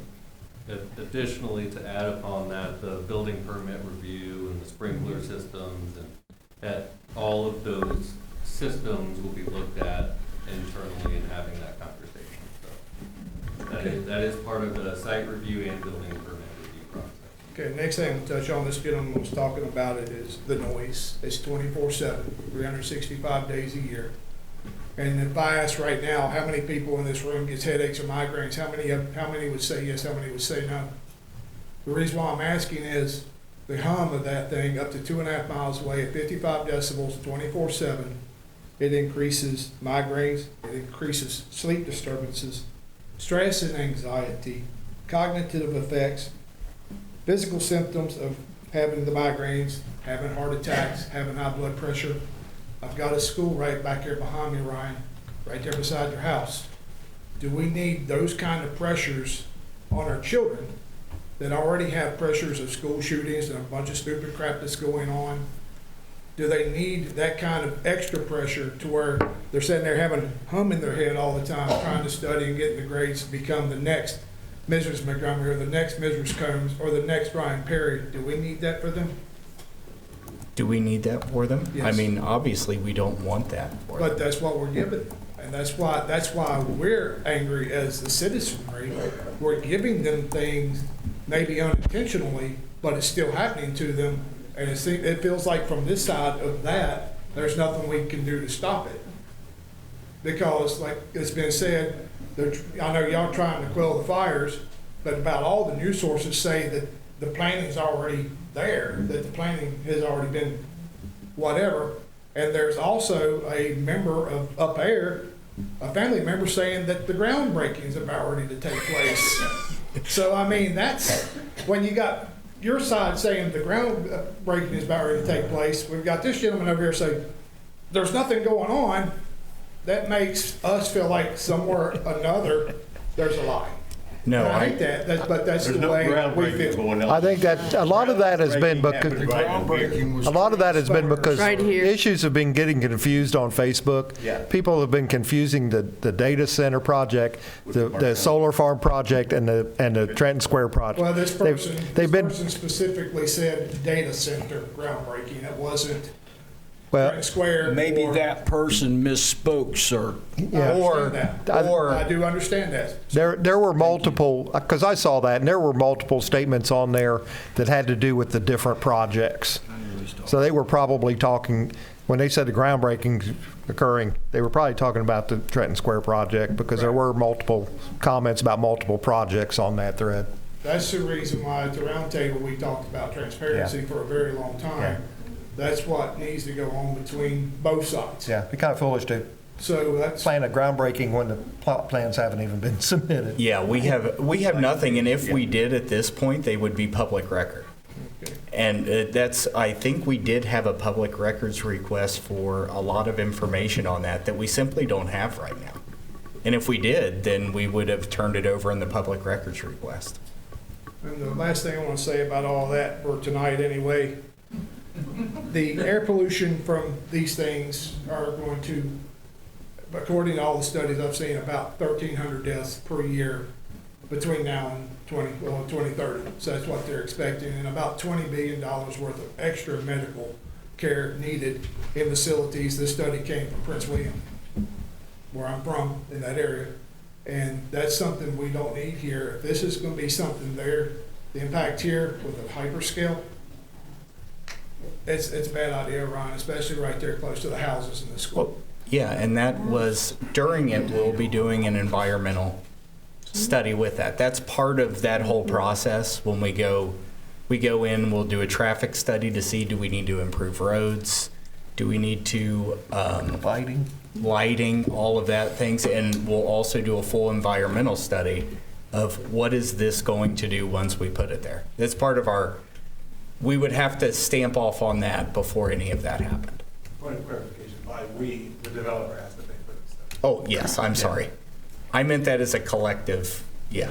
We are reviewing the studies and managing them, but the developer has to pay. Or they can pay for an independent study, they can pay for their own studies to where it makes it sound good, like everything's great on their behalf, or they can actually give you an independent study where it's going to give you the good and the bad. They do have to be independent. And in certain instances, if there are questions the city has, it will engage a temp consultant to conduct its own analysis.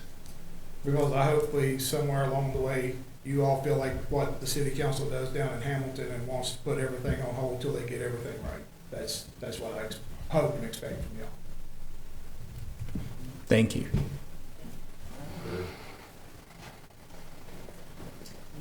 Hi, my name is Danny Heston. I live over on Home and First.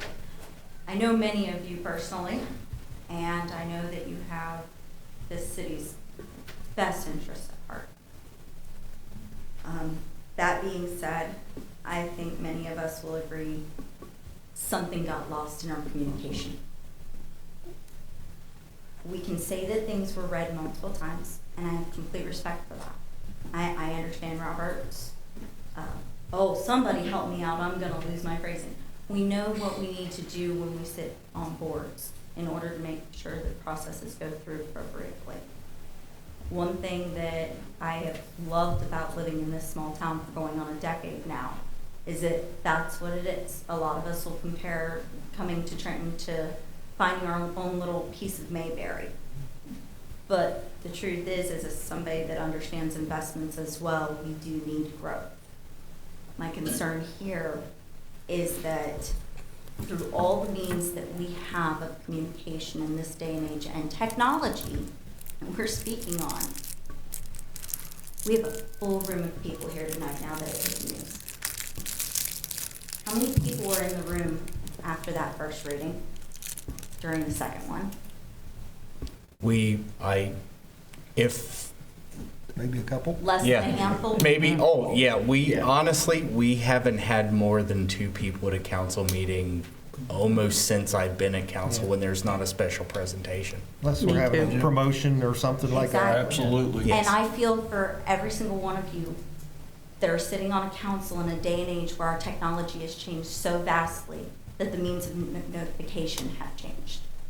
And so I think that part of that transparency that I love to hear that we're going to have needs to be more of that. We've got a bright flashing sign outside our city building. We have a bill that comes to us and tells us that we're gonna have these meetings. But the truth is life is crazy. And most people don't even think anything above, I elected my representatives. You guys do a fantastic job majority of the time representing us.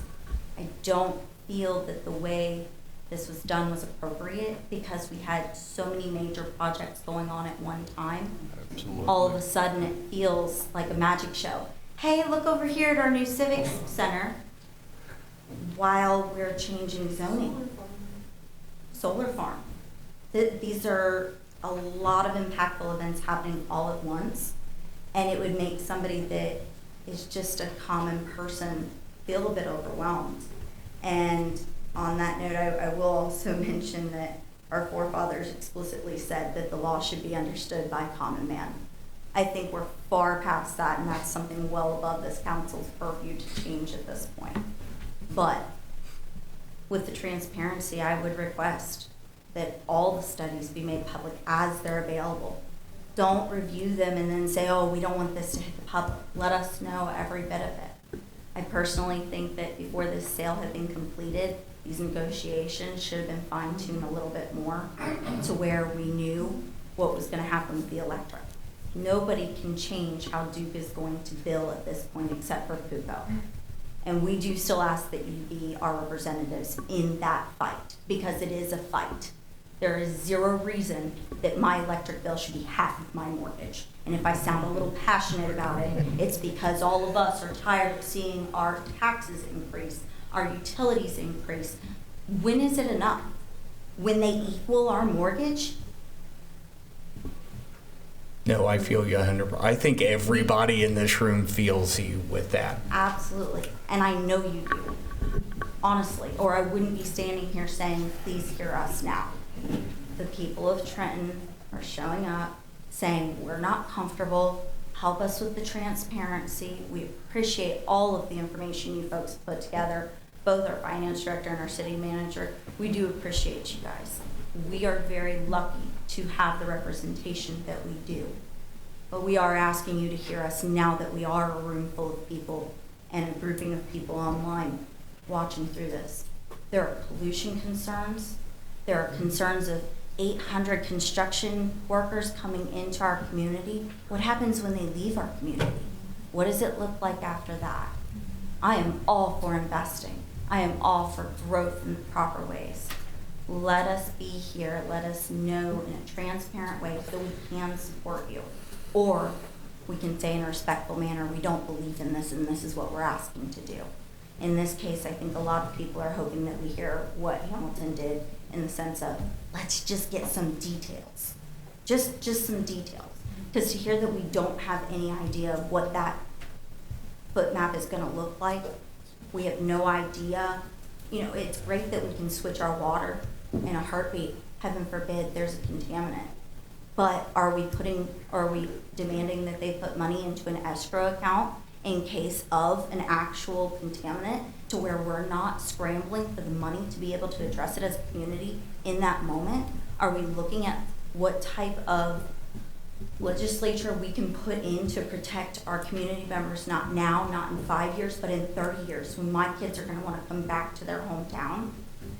I wanna see a community that said now, today, it's important that we take the time to know, not guess. Because this is not a standard data center. It's a mega data center. And we are going to continue seeing these. And I hate to say this, we're not guinea pigs. We as a community want to see the results of longevity in other communities. Now, again, it's not to say I'm completely against this data center. I just need more information. And I look forward to hearing it from you guys. Absolutely. Thank you. Thank you. Thank you very much. So that was...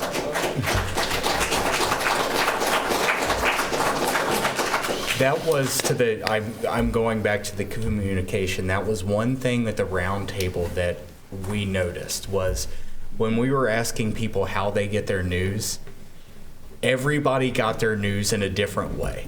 This person saw it on Facebook, but this one checked their email. This one looked at the water bill, and this one looked at the newspaper. And that's where I think our problem was. We put stuff out there, we make posts on Facebook, thinking that, okay, this is the new media, this is how people communicate. But the truth is, now people communicate in all different ways. And we as a city are going to do our best to keep up with all the ways we could possibly communicate so that we can reach the maximum number of residents. Mayor, if you wouldn't mind, I do have short responses to some of those concerns, because I do have answers to those immediately.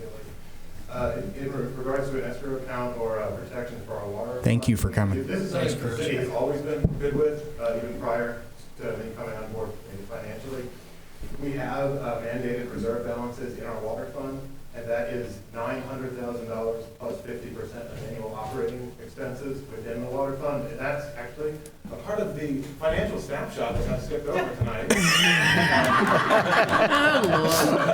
Wow, that was a great plug right there. $900,000 reserve plus 50% of annual operating expenses. Beyond that, we do have the authority to issue what's called general revenue bonds based off of the enterprise fund. So I don't really like public debt, but we can issue it essentially within 2 months. So that $900,000, 50% operating expenses would sustain us certainly through that period of time. At our expense, not theirs. Well, That's do my understand that, concern but with moving forward in the right direction. in the effect of an emergency, I will say that the city would put its financial resources on the line faster than other companies would. I mean, Unless we had them pay into an escrow account in advance of some That could be sort. part of that. that will be Yeah. addressed. That will be addressed on the inside. Yeah. I understand. Thank you. Secondarily, sorry. Go ahead. I'm sorry. Secondarily, this has nothing to do with the city, but I took advantage of this recently.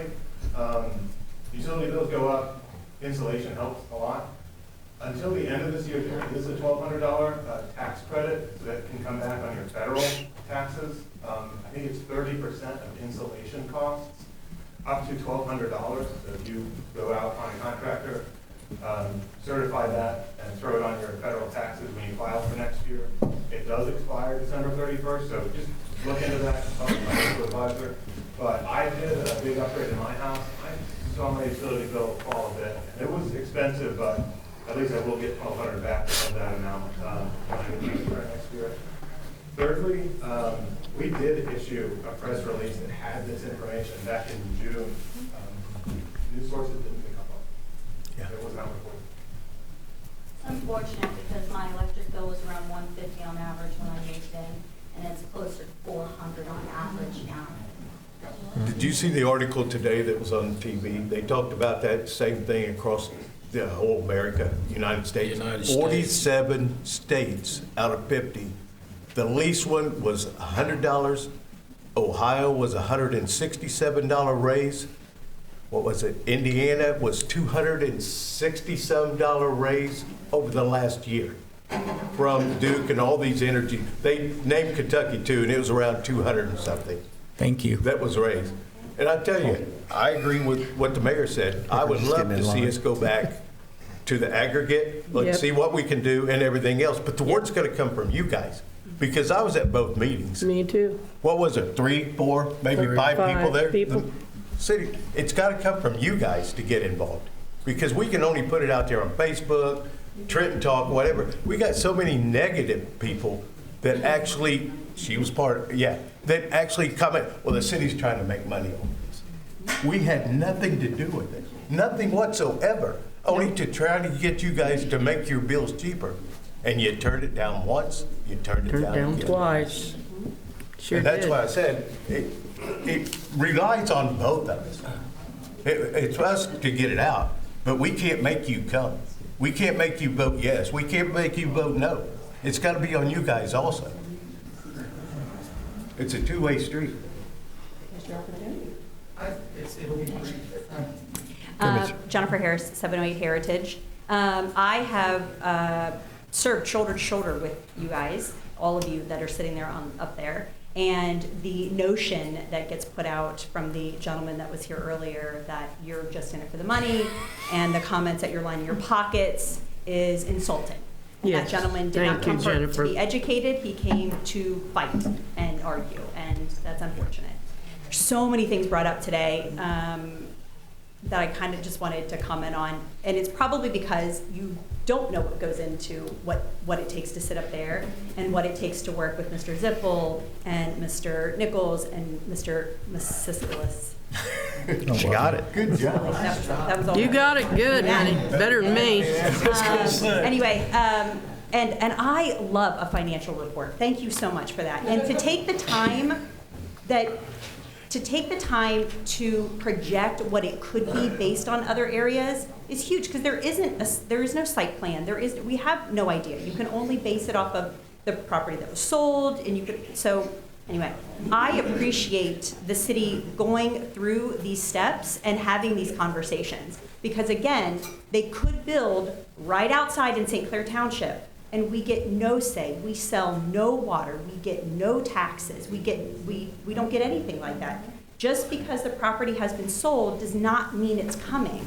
What it means is the city sold property that they own. That's all that means. Now, they are working towards that, and honestly, I hope it does come to town. Because again, it could be in St. Clair Township. Schools wouldn't see it. The city wouldn't see it. I also wanted to address another thing that gets said, that city council probably doesn't live in town.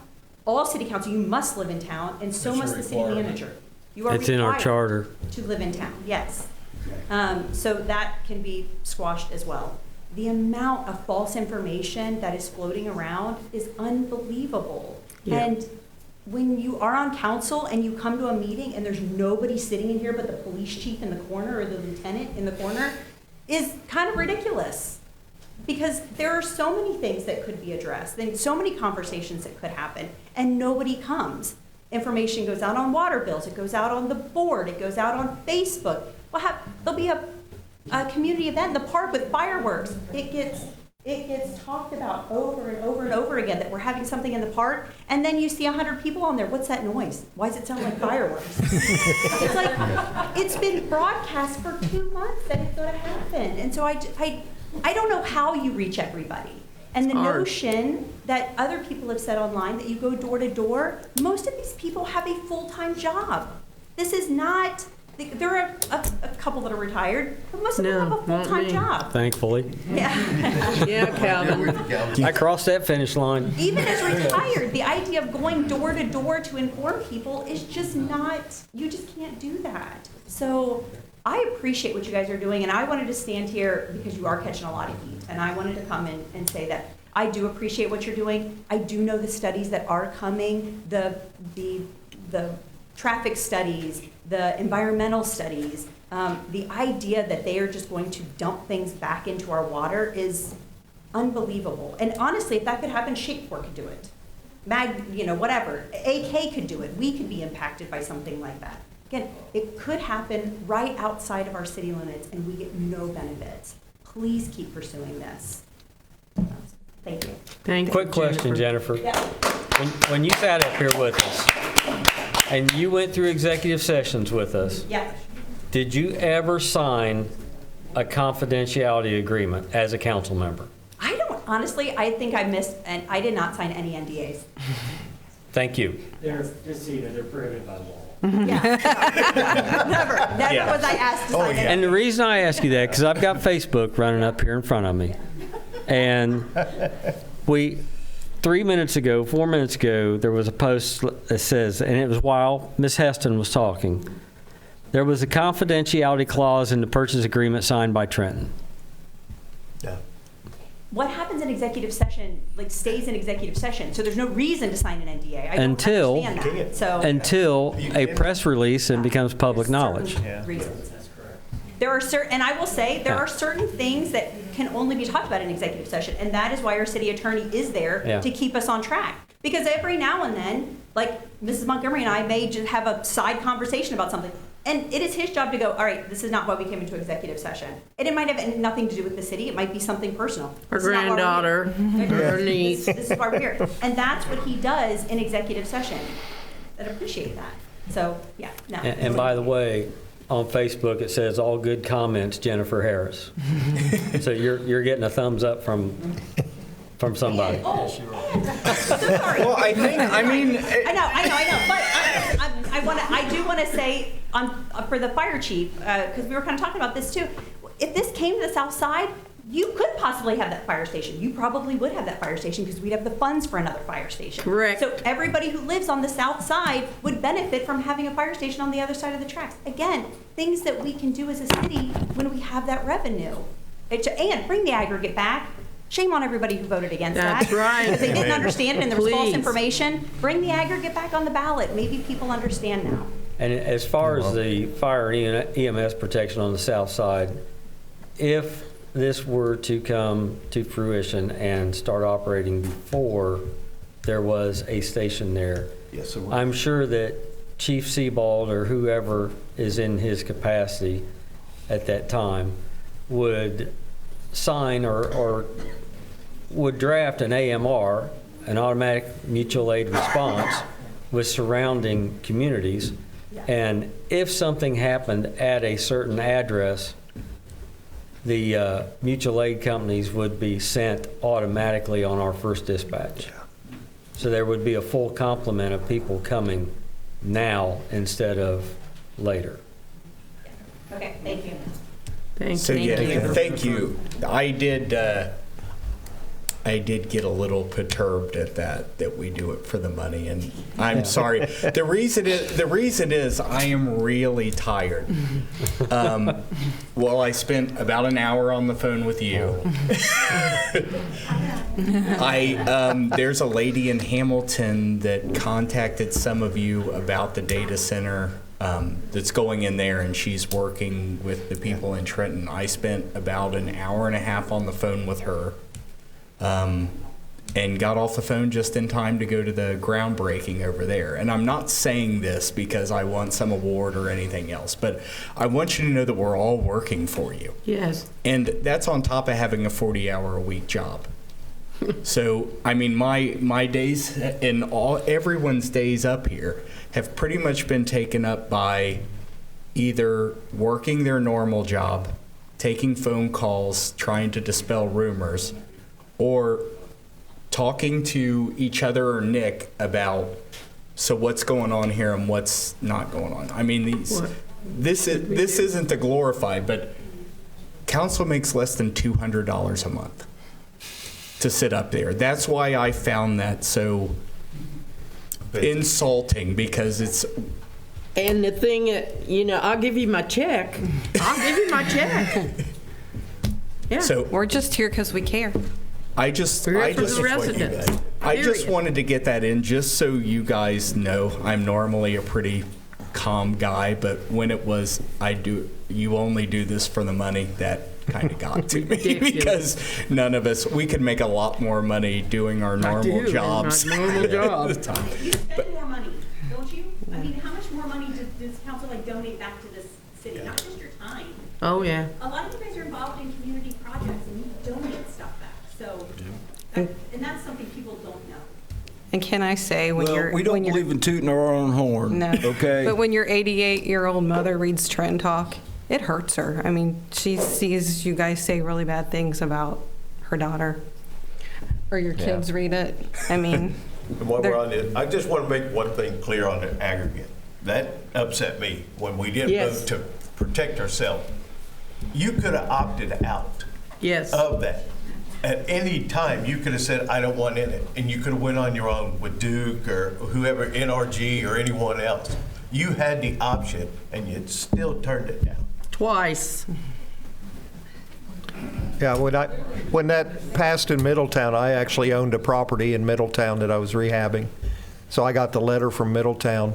I believe off the top of my head, I don't have the figures in front of me, but I believe the electric rate dropped from, I believe it was 10.3 cents a megawatt hour to, or no, it was 10.7 to 7.3 it dropped to, and that was for a 3-year term.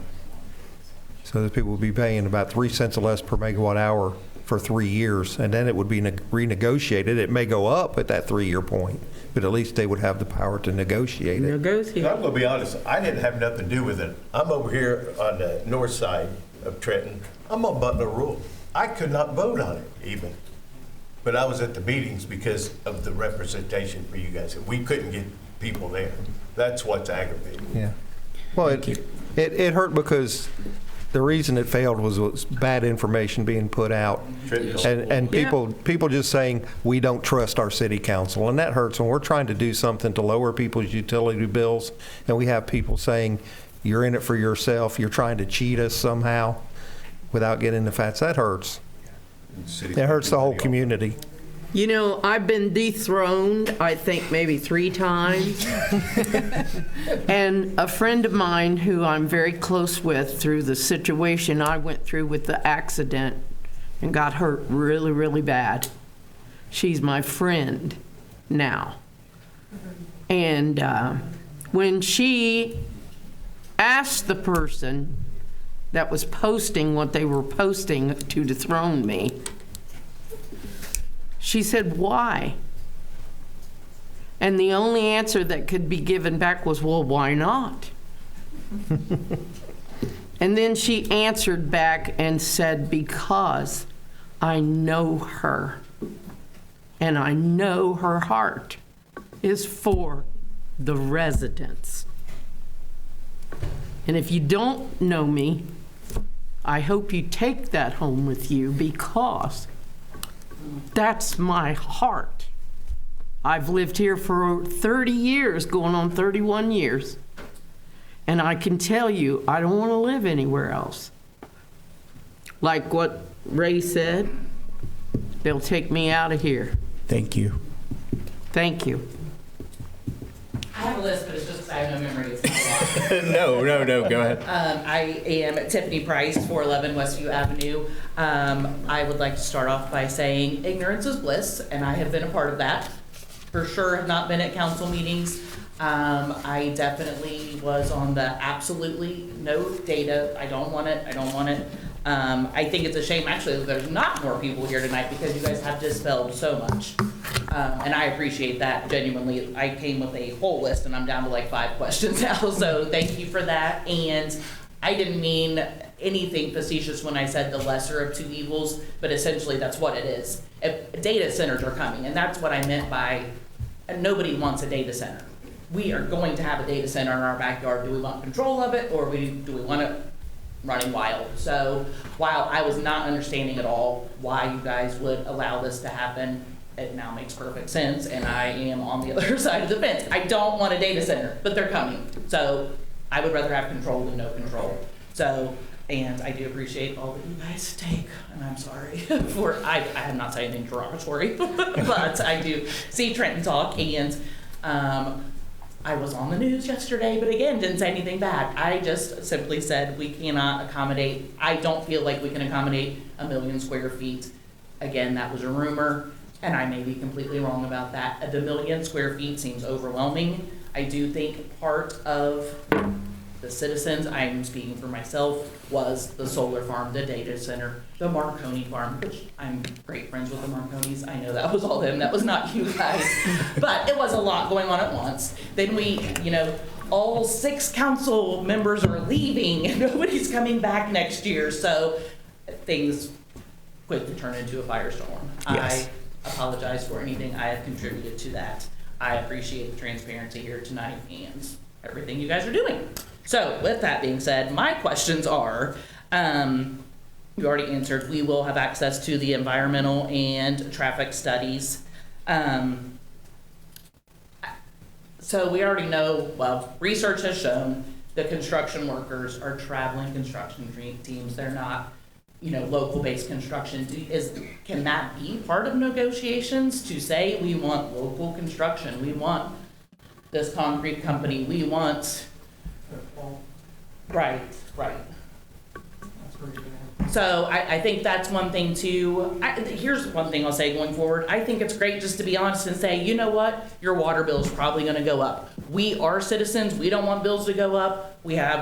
It's going to happen or it's not going to happen. I think just be blatantly honest. And if you don't know, you don't know. I think that's another big misconception is we definitely thought the site plans were in place. It's a done deal. So that changes things too. With that being said, is there a date for the initial site plans yet? Like, are they supposed to have a draft to you guys by a certain date? No, we're not aware. Now, we have heard that they're doing them right now and they want to rush the project, but no, we have absolutely no date of when the site plans will hit us. And then there was a comment earlier that absolutely there was no plans for a data center, no plans for, and again, I'm just trying to make sure I hear things clearly and dispel things that could be misconstrued. There was definitely no plans for this, so, but then it was also said that the place over at Miller was built for that purpose. So if there weren't plans for a data center, what was that originally built for at Miller? So they were aware what was coming. Miller was aware. No, Duke. Duke was aware. Yeah, Okay. Duke was aware. They honestly, bigger companies like that know years before we do because it has to build So up. you guys didn't know Duke knew? No, Duke knew. They started building that next to Miller. And I even remember because I came home that day one day and was like, oh, why do we need all... Yeah, what is going on here? And it was probably 6 months after construction started that we were... Right. I believe part of that may be for future expansion for Shape even too. Sure. Because they've talked about adding more presses. Well, I can just hear Trenton talk now. That's going to be what's said. They said they had no idea, but they also said, so I'm trying to help you out a little bit. No, I appreciate that greatly because, and I want to get out as much information as we can. Yes. Yeah. Just a couple more, I'm sorry. So I know we went over property values for the actual business, and I absolutely get lost in finances. I am not numbers. I do appreciate all your work. I don't understand it, but I appreciate the effort. Did you go over what happens to, did you do studies property values to the homes around? Was there anything like the half-mile home subdivisions? What's going to happen to their property values?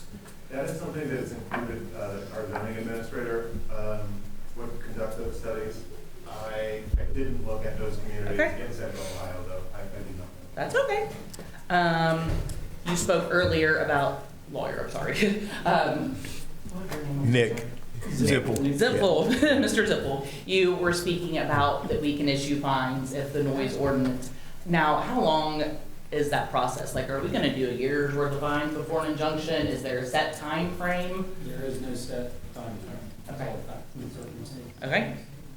Let me just look real quick and make sure. Oh, during negotiations, what if you cannot come? What if, I don't even know, I'm not even gonna come up. What if there is something that you guys are hard and fast, cannot agree with the data center during negotiations? What happens? Do they get to just move on and say, oh, well, because they own the land? I know there's lots of negotiations, things you can negotiate. What happens if you truly can't come to an agreement? So, if you don't mind. No, absolutely. You're the lawyer. That's what we pay you for. I don't think anybody's begging to answer tonight. Talk about zoning, we talk about, we've got our IT district, which I know we're gonna go through in a little bit. It's got increased setbacks. In the past, it's just in our code, no property would be zoned IT, could be rezoned. Under an IT district, generally speaking, it's more towards high-tech manufacturing and/or data centers, has more setbacks, less intrusive on the adjacent properties. Now, under those areas, much like IG and IT, a data center would be a permitted use, which means they could build it, subject to the health and safety of the adjacent properties, which is always a planning commission discretion. If it is approved, yes, they would have the right to construct it. Now, these types of developments, as Mr. Massistas has noted statewide, the way these developments, large-scale developments in the state of Ohio over the past decade is done is through some type of public finance, whether, and I say public finance in terms of like a TIF and a CRA to help with the tax the tax values being increased on that property to make the deal work for whoever the developer. So if the city council and staff cannot come to terms on whatever that financing arrangement would be, they're not required to grant those, any type of abatement. So of course, the data center could still build, but they would get no They're not financial. getting their benefits or incentives. Correct. Okay, that answers that, thank you. We've talked a lot about sounds. Is there any type of sound barriers? Has that been discussed? Is there anything that you can include in negotiations that we do want sound barriers put up at the cost of the data center? Does anybody know That's that? a process that you go through the site plan review. Okay. You know. The type of stone that comes off the big, You can't bury any of it, that's what I wasn't sure of.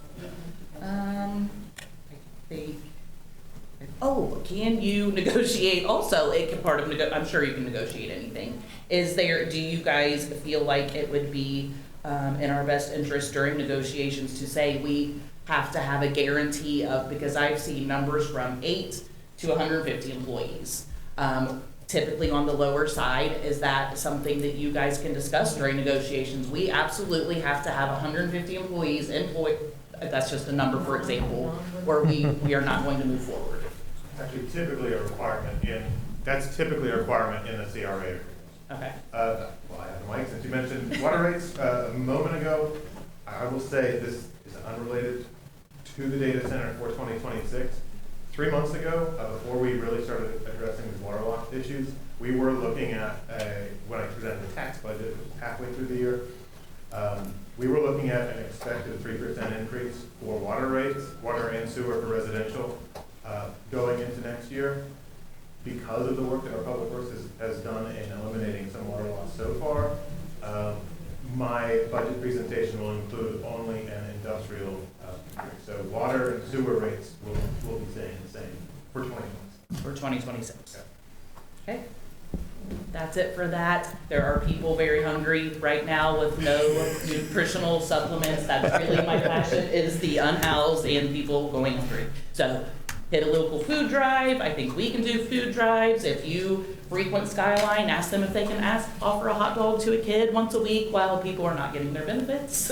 I am really stressed about people not eating. I'm happy to work with any council members on a food drive or feeding the community for a night. Maybe you might want to get with Councilman Perry, which works every Wednesday with the Presbyterian Church here in town, and he's a part of the EMA, the Food pantry. Food pantry. We called Mount Olivet. I'm doing a food drive. That's where the food drive is, out of Mount Olivet. the back part of it, Okay, yes, that's ma'am. what we call it. As a matter of fact, he has donated food there. Okay, Yes, okay. that's where I first saw him. Yeah. And I've talked to the owner of Todd's as of today. He's putting together, because I was called by 2 people wanting to know if there's any way that we can put together a meal for Thanksgiving for some of these people. I said, can you make a bag? If you've noticed at Todd's, he's got $5 and $10 bags. I haven't been in this week. I actually took, when was it? Me and gentleman Gary Skank actually took 45 bags on Bless you for Wednesday. that.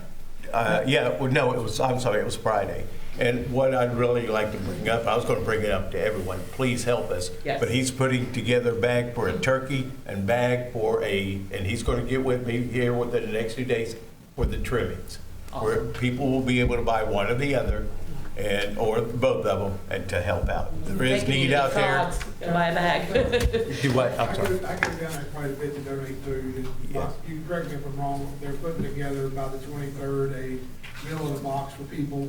At least, all that. we're shooting for 35 Right. meals, So- at least 35 meals. So it'd be appreciated if Yes. anybody sitting in here or at home, or like on Facebook that Mr. Calvin said he was watching, that'd be a good Yeah. thing for everybody to do. Yeah. There is a real problem with people being hungry in Trenton, let alone without. Oh, I love it. Absolutely. I love it. The need is out there. I deliver to some of these people. The need is out there. I'll tell you that right Blankets now. and food. That's a good idea. If I may, Yeah. I attended the, it is called the Community Leaders Luncheon. I'm sorry, Ray. you At the brought up- Baptist Church right up here. Yeah, EMA. That Pastor Keith is Yes. the pastor at. Yep. And Beth spoke at it, and Dale helped me out. Pam, what's Pam's last name? Hurley. Thank you. She does Thank the you. Mount Olivet, the pantry. She yes. was wanting us to let everybody know in the community, it is Thanksgiving right now, and SNAP benefits have wore out because the federal government is not open right now. There's people out there that are really suffering and needs food, and some of us are a little bit more fortunate than others. Dig into your pocket, pick up an extra can of dry goods, toilet paper, paper towels. I mean, your normal toothpaste. The things you need is hygiene. People are in need right now. And Out the EMA, everything that is donated there stays in the Edgewood school yes, it system. does. Yes. It stays with us. Yeah, there are You're truly helping your students that neighbor. only get lunch. Yes. That is their only. You are definitely helping your neighbor. Yes. Yeah. And just- if you don't have money or food, you can donate your services, you can Yes, volunteer to ma'am. do them. And I was going to say, I did forget, Mr. Nickel also on Mondays donates his time up there. I will say that also. That's wonderful. I'm glad to hear that you guys do that. That was just my plug for food. I had to take my moment. Oh, you got- Thank you. You did the message for me, and I appreciate that. Thank as you. well as Councilman Perry at the end. Thank you guys. Danny, could I say one thing to you? I acquired last week with the city manager about the solar field. You asked about the money available that if something happens to it. That is, Ohio has a certification where you have to put so much to the side. Yes. Go ahead. So, and that's also included Thank you in the guys for coming. conditional use, Appreciate it. Application is a decommissioning plan and the cost associated with the decommissioning plan. And that was part of that conditional use application.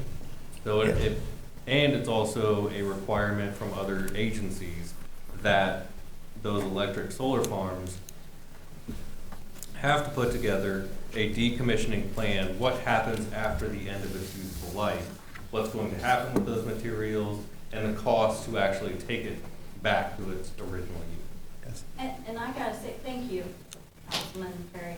I appreciate it, honestly. My concern comes to what happens if we have a leak? What happens if we have this, that? It's less about what we do at the end of it and more what we do in the middle of the crisis, because that's what's gonna show the character of our community. So I appreciate it. Did you want to speak, sir? Oh, I saw you like edging up there a few times. So, my name's Max Lyles, I'm on West Arlington. Just a couple questions. That nice lady covered most of my concerns. Kind of. So, I know we've all seen the press release from Prologis and even what's on the your presentation. We don't have a current number of guaranteed jobs, correct? Like a guaranteed number? We just have the number that they provided. Yeah. Okay. I'm concerned because I think that is probably an inflated number that they sell to get their foot in the door. You look, I know that's a large data center. They don't require that many people. Even at 150 people, if we wanted to keep those jobs in town, you look at the census data from, I think it's 2023. Trenton is about 1% in the tech sector, in the IT sector. So best case scenario, they do provide 150 well-paying tech jobs. Are those going to stay in the community, or are those going to be brought in from around? I know that benefits the city. We get the income tax, less than I thought from your presentation, but is that money going to stay in town? That is something that I know you don't have an answer. Yes. But I think that's a concern. Another question I had is about the abatement, the possible abatement. I know you can't speak to anything now. What would the benefit, in your opinion, be to give them any sort of abatement?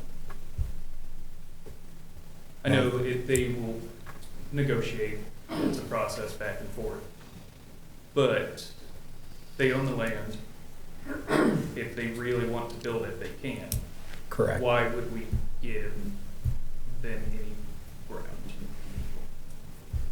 So, as Mr. Zippel said, these occur essentially kind of only if an abatement is due. Because of the taxable valuation is so high, it's under a 75% abatement, they're about the same as a normal, a shade court. You know, $105, 75% reduced of that. Again, they still have to pay the full land value and public utility personal property tax. But the 105 taxable valuation reduced would still be more than what Shade Corp's currently is. Shade Corp already has a county abatement. The county actually had to give them, I don't recall the exact amount, it was between 50 and 65% to get Shade Corp instead to maintain those jobs here in Trenton. Sure. And actually, since you brought it up, giving inflated job figures, Carvana came in with a promise of, I don't know if you've been chasing these. Just heard it in the roundtable last week. Oh, well, good, I'm glad. I stole your thunder there a little bit. Yeah, so they had promised 200 jobs in year 2, and 300, then 400 in the standard operating of 400 headcounts. Now, they've exceeded in their payroll figures that they promised, but they also promised headcounts, and this is one of those county deals. The EZA is a county abatement. They received a 65% abatement. The city didn't, I mean, I assume the city staff at that time was a part of those negotiations, but the city didn't sign off on anything. It was the county commissioners that actually ended that agreement. They didn't meet their headcount figures. I've been fighting with the county commissioners to get them to enforce that agreement and pay the city back those abated taxes that were due, as is stated in section 19 of that agreement, that they shall pay back all abated taxes for periods that they did not meet the headcount goals. County commissioners tabled that a couple of months ago. We are renegotiating to get the county commissioners to approve of some of that abatement to come back to the city of Trenton and also aid with schools, and it looks like we will have to renegotiate that. But essentially, if the city controls, as part of the CRA, that's the city controlled, we would then have the authority, and the county auditor would have to follow us and not what the county commissioners say. So there's more control of the CRA than the EZA that exists down there. You had your question about maintaining local jobs. I mean, I can't really speak to that. Well, and I don't expect you to. And my concern again is the number that they've given us currently, because with Carvana, those numbers were set in the agreement with the CRA. Yeah. The EZA. The EZA, excuse me. I am concerned because the benefits, employment-wise, you don't need that many people. They're saying 150 people. You don't need that many people to run one of these things, even. It's mostly automated. Probably a lot of those jobs could even be done remotely. I know in the grand scheme of things, that's small, but when a company comes in and promises us 150 jobs, well, promises 150 jobs and then lowers that, this is all new technology. I know a lot of people are unfamiliar with it, but if there's 150 jobs, they're not going to be high paying. They'll need security guards, they need maintenance, janitorial for however many people, but I would, along with any potential abatement, caution council, whoever's left, to not necessarily take these companies at their word. We've seen time and time again that they come in, I mean, they're certainly a billion-dollar company. They come in, they think we're yokels, and they walk in, and that is a concern. Definitely. I appreciate the work you guys have done. I understand the lesser of two evil concerns. We might as well get money. I'm still concerned going forward. I'd like to stay in Trenton. Probably not going to buy a house anywhere else anytime soon, but it is a concern that not enough preparation and research was done. So, and then last thing I had, thank you for your time. We do have 4 outgoing council members at the end of the year. 3. 3. She was I was reelected. Congratulations. You seem thrilled. If you do have concerns, talk to them. I'll be honest, I don't know their names offhand. most of the yards done. But we are having an almost 50% turnover. Make your voice heard. We can't run, we can't, we can only work through them. We do have new blood coming in. So, thank you. Thank you. Thank you. Okay. He stole a lot of my thunder, so it's gonna be a lot quicker than I thought. My name's Carl Hahn. I've recently become very outspoken. But you were, I just put that right. yeah, so you see my name, maybe, I don't know. I'm sick of the word data center, and we haven't even started. I mean, we really haven't started this process, but I'm already sick of it. I'm sick of thinking about it. I'm sick of hearing about it. And it seems like the exact opposite of everything that I've loved about Trenton. I can tell you that the very first time we ever came out to Trenton, we were in a snowstorm, and we were on Woodsdale. So there was no road there at all. It just looked like one huge field. Oh, yeah. But we got a sense of leaving city life and coming out here. Now this was 23 years ago. Yeah, we've gone through some changes. Okay. I'm also not one to ignore personal accountability. I wasn't at your meetings. I did vote. It's my right and my way of speaking how I feel. In my wildest dreams, I never, when I pictured you guys doing your jobs and representing the town of Trenton, a data center never entered my mind. I'm willing to listen to Mr. Perry say they were going to do it anyway. Okay, I get that. But when we use the term necessary evil, please focus on that last word. Yes. It is still evil. There is nothing good about this. Okay? And the price that we're being asked to incur as residents is an unfair burden in my estimate. We are talking about noise pollution, air pollution. We are talking about the increase, and I don't think the money's worth it. I don't think the promise of maybe 150 jobs is worth it. I do think that our zoning allowed it. So if we're on, if you're on council and you allow that, the only thing I can hope is that you were as naive as I was and didn't know that this could happen. I will hold you to the fire that you better make sure things are enforced, because you represent us still. I don't care if it's your last day. I don't care how many terms you've had. You represent us. You need to stay protecting us, protecting my son. It blows my mind that we don't even have an agricultural zone in what I told people was a farm community.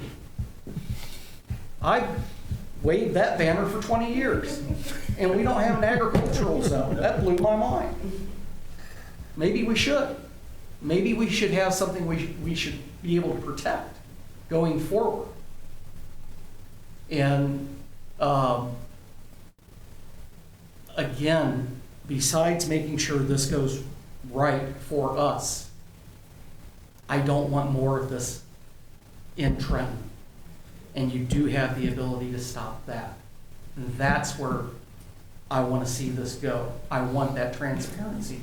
I want those talks. I want to be involved, because there has to be a limit to this. All right? Again, I'm done. I know a lot of people are tired, hungry, want to go home. Raymond Nichols, I appreciate you answering on Trenton Talk.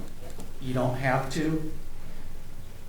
I can be sarcastic at times. I do not agree with some of the things you've said, but I appreciate you being there and having a voice and allowing us a voice also. So thank you for your time. Okay, well, I will tell you, you might not always like my answers, but they'll be the truth as far as I know.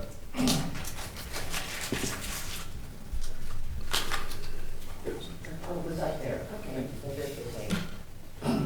Now you're in trouble. My name is Tanya Hahn. I live on Marcia Drive, and I'm no relation to this gentleman back here. I grew up in Butler County my whole life. Loved the town, loved the area. And like he said, my favorite part of Trenton is Wooddale. I feel at peace when I go down that road. I feel at peace when I look out. And the one thing I think everybody's forgetting about is the land. That's what makes this town beautiful, is those vast expanse of land. And when I look at your phase 1 and phase 2, and where I live in relation to where I live, this data center isn't my only worry.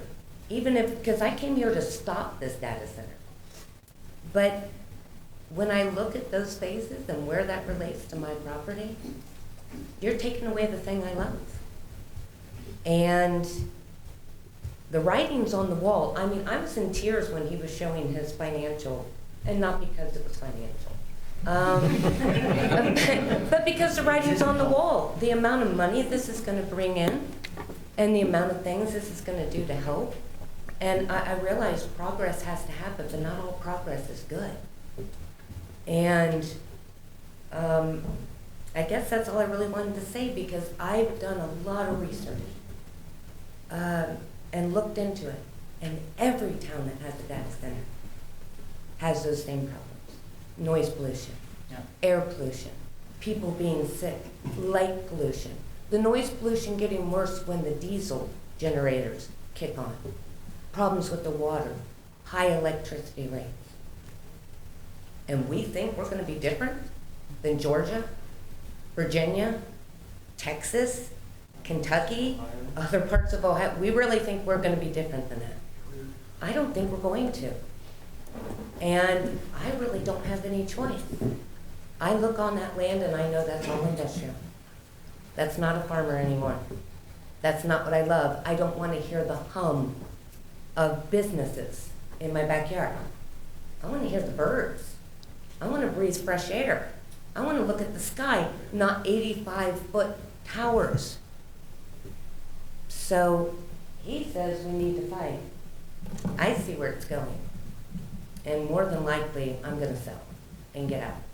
Because before this comes in, because the minute that construction starts, I won't be able to sell my home. Just like nobody wants to live near an airport. Nobody wants their backyard a data center. Or a Carvana. You know what I mean? So I feel like the people in my area are just screwed. This has been forced on us. And I appreciate you all. I really do. You gave me a lot of information, and I'm not someone, if you can look me up, right? You've seen me on Trenton Talk. I deal in facts, you know, and all I was doing was trying to give people information about what these data centers do to communities. And I really would hate to see it happen here. But I'm not stupid enough to sit around and wait for it to happen either. So I appreciate you all, and we've lived here 23 years, and I've loved every minute of it. So thank you very much. Thank you.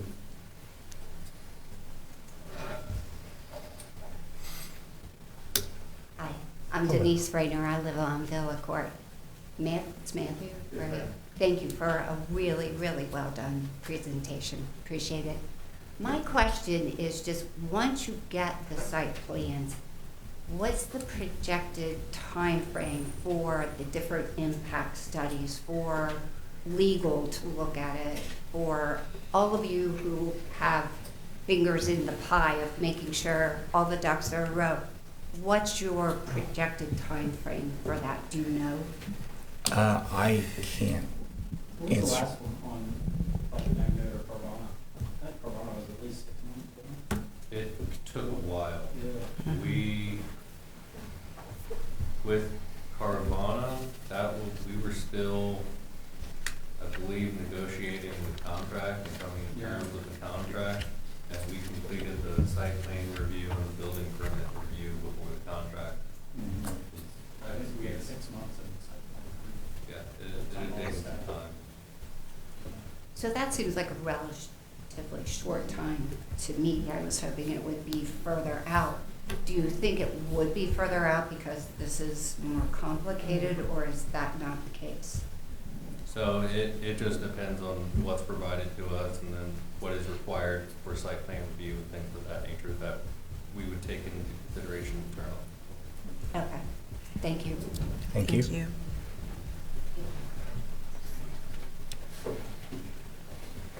Thank you guys for coming. Appreciate it. Well, I wasn't going to talk, but as I sat here and educated myself, I came up with some questions.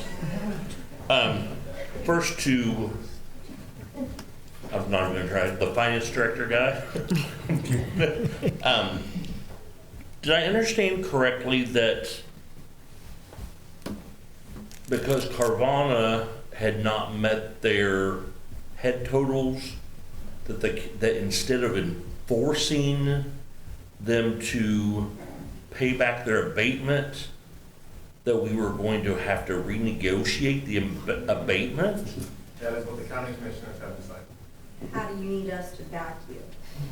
Talk to the county commissioners. And my question is, how do we, Yeah. if we agree to an abatement with Prologis, how do we avoid that from happening in the future?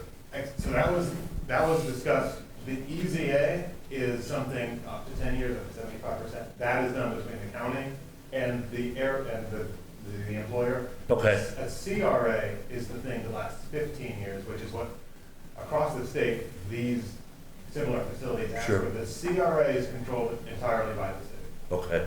Yes. So the EZA, and I will tell you, I've been a part of the negotiation to rework that because they're not going to give us anything. Have to give at least something. Right. We have a preliminary up, and it is to reduce their abatement for the future years. It's currently 65%. Is this through the county? Is that what we're talking about right now? Through the county. So that's Okay. what they have been working through with Carvana. It is currently 65%. It has been 65%. They're reducing that abatement to 50%, and they, instead of going back to 3 years, are giving us back 2 years, and we have to split. We will split that. That is up for a vote. Well, they haven't given me a date, but they're supposed to read it by the end of the year. So I think that's a fair compromise, considering we could eventually get nothing. We right. tabled it the first time. Right. So again, was 65%, and we would have received 3 years back. Now it will be 50% in the future years, and we will receive 2 years back, splitting them. Okay, so in regards to the CRA that the city controls, though, moving forward, if we go into a CRA agreement with Prologis, then is it up to our attorney to enforce that so we don't have to renegotiate that, like what the county's making us do with Carvana? Correct. Okay, okay. My other question is, and this is just really a general information question. I went to Edgewood schools in the 80s and graduated in 89, and as far as I know since then, every year, Trenton has grown to some degree or another. But didn't we have a fire department at one time on the south side of town? Yes. Yes. Years ago, right where the water I lived treatment plant. Yeah, I lived right near And it. because we've grown, why did that ever go away? That fire station was built when our fire department was all volunteer. Okay. The problem was getting volunteers on that side of town. Really? Okay.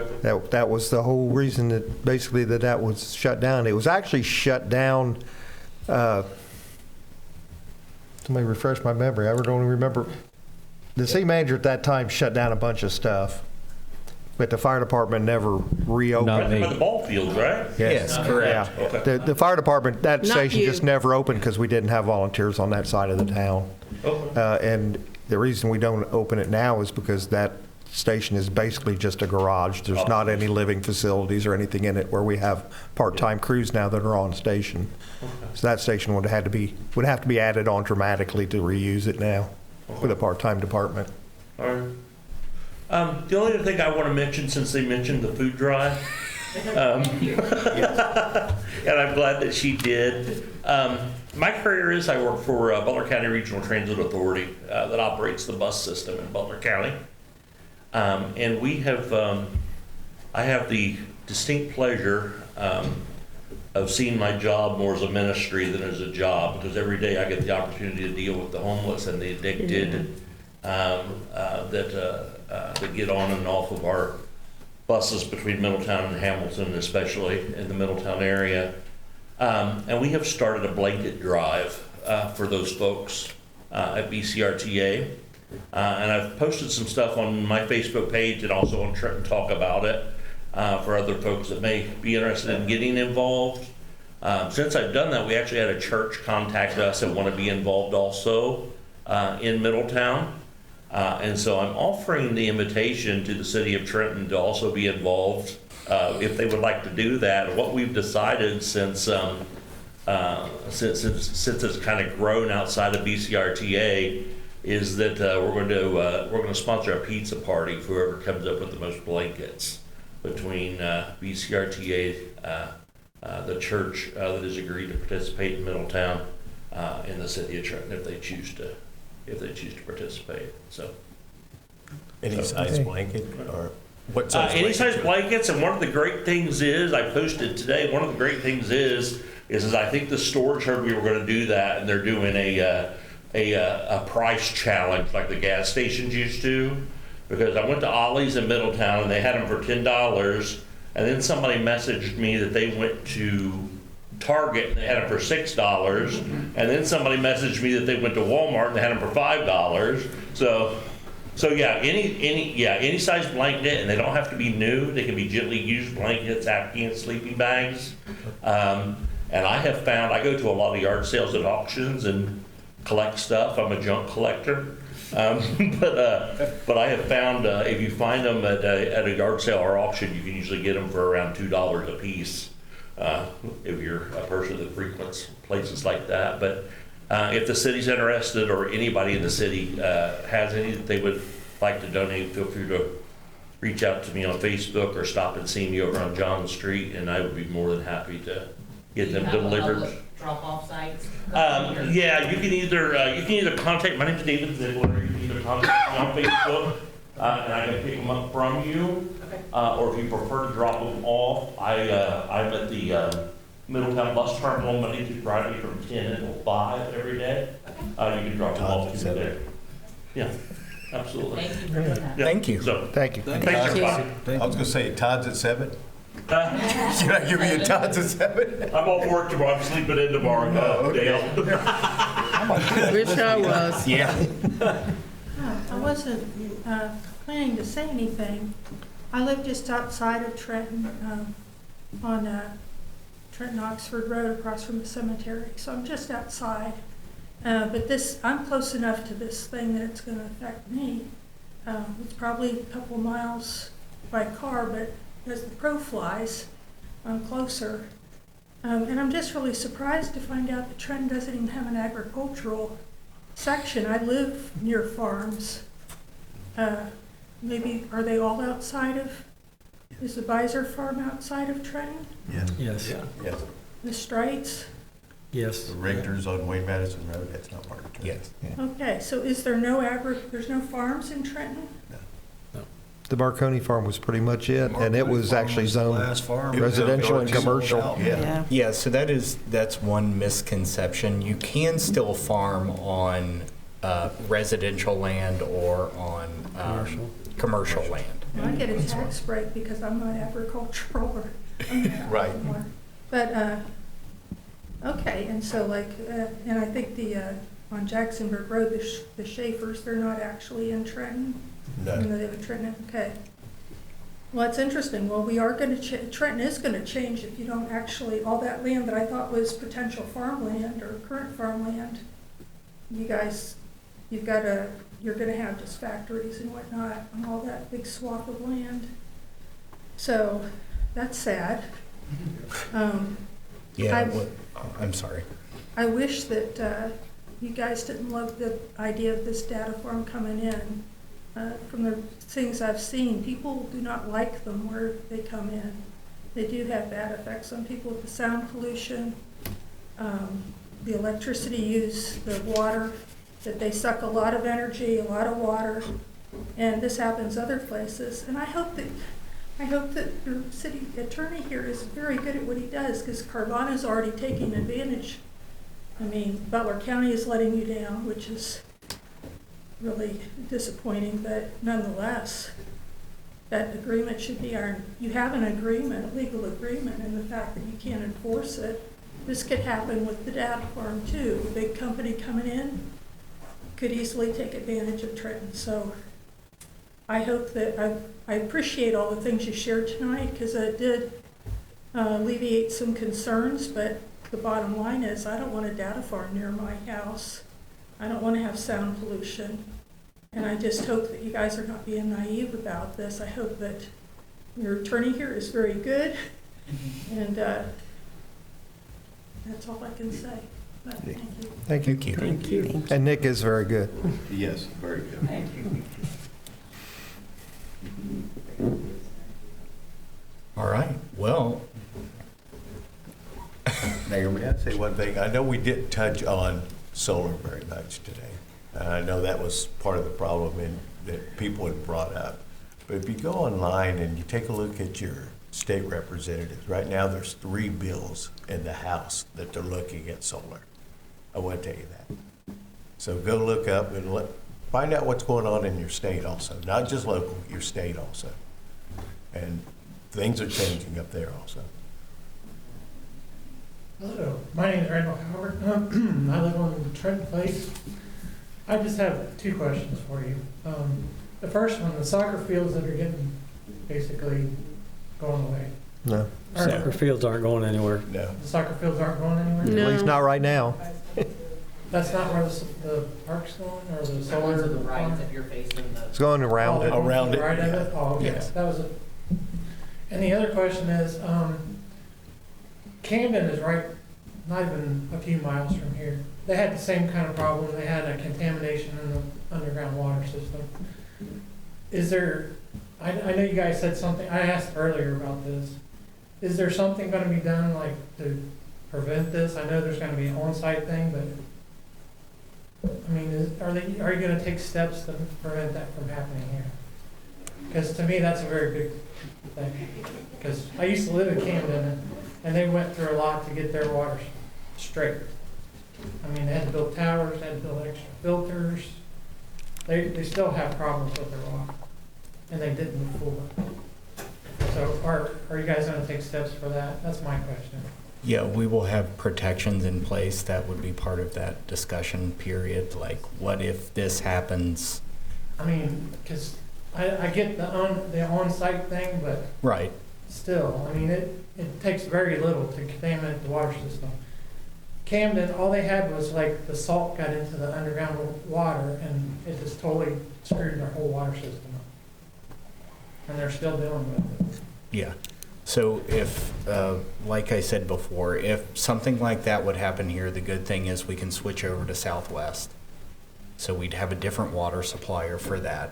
And then while we figured it out, and I'm sure that if that would happen, we would probably take legal action because we had to do that.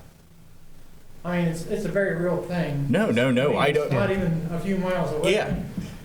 Well, one thing too, the only way that our water supply could be contaminated by them would be if they were using some kind of a chemical. And I do know that some of the plants use a glycol additive, I guess, to their cooling water. The only way it could get contaminated was if they had a large enough spill to actually contaminate the aquifer, because we require backflow valves on all our commercial water hookups. So nothing can come back into our system from them. Oh, okay. Well, that was my question, because I do know from the research that I've done that they do use chemicals when they flush their system out. Yeah. Because, I mean, to cool the computers, they're putting chemicals in there to keep the computers cool. So when they, how do you put it, when they flush it out of the system, when they're putting fresh water in there, they're still putting those same chemicals back into the water. So there still is that chance. Mandatory connection to sewage treatment, because to sewage treatment. Yeah. Okay, thank you. And like I said, we do require the backflow valves on all our commercial hookups, and those actually, I believe, have to be inspected by a licensed plumber even every year to make sure they're functional. Okay, thank you. Thank you. Thank you. All right. Well, thank you everyone for really good conversation and polite and structured. I really appreciate that. Thank you. Me too. Just to make it easy for all of you here, some of you have called me. You guys can call me anytime. I do ask that you respect from 7 to 3:30 because I'm at work, and my employer doesn't like much when I'm on the phone for 20, 30 minutes in the middle of my workday. But as you guys have seen, if you've been on Facebook, my number's out there, and I've gotten a few calls and had some great conversations about a lot of things. And honestly, it lets me dispel rumors. The lady that was there in the back, she called me 2 nights ago, and we had a talk about, is Wendy's coming to Trenton? Where's Dunkin' Donuts? Does the Y have a pool? Just random questions that come up that she heard a rumor at, so she just called just to get it out there. So I would really appreciate it if you called one of us or the city when you hear some kind of rumor, because it just makes it easier on all of us. I think the quote was, a lie gets around or a rumor gets around the world before the truth gets its pants on. And that's pretty much, I think, what happened here with a lot of this. So please, I just beg you, call someone, call one of us, call the city. We'll give you real answers, even if they're not the answer you wanted to hear. All right, well. At least got more agenda. Yeah. Now on to the council meeting. We have no unfinished business, so we'll move on to public hearings. Mr. Zipfel, could you please explain what these public hearings are about as we say each of them? So number 1 is an ordinance amending section 1248.01 of the codified ordinances of the city of Trenton, Ohio. Thank you all for coming. Thank you. Thank you. Mayor, my computer is about to die.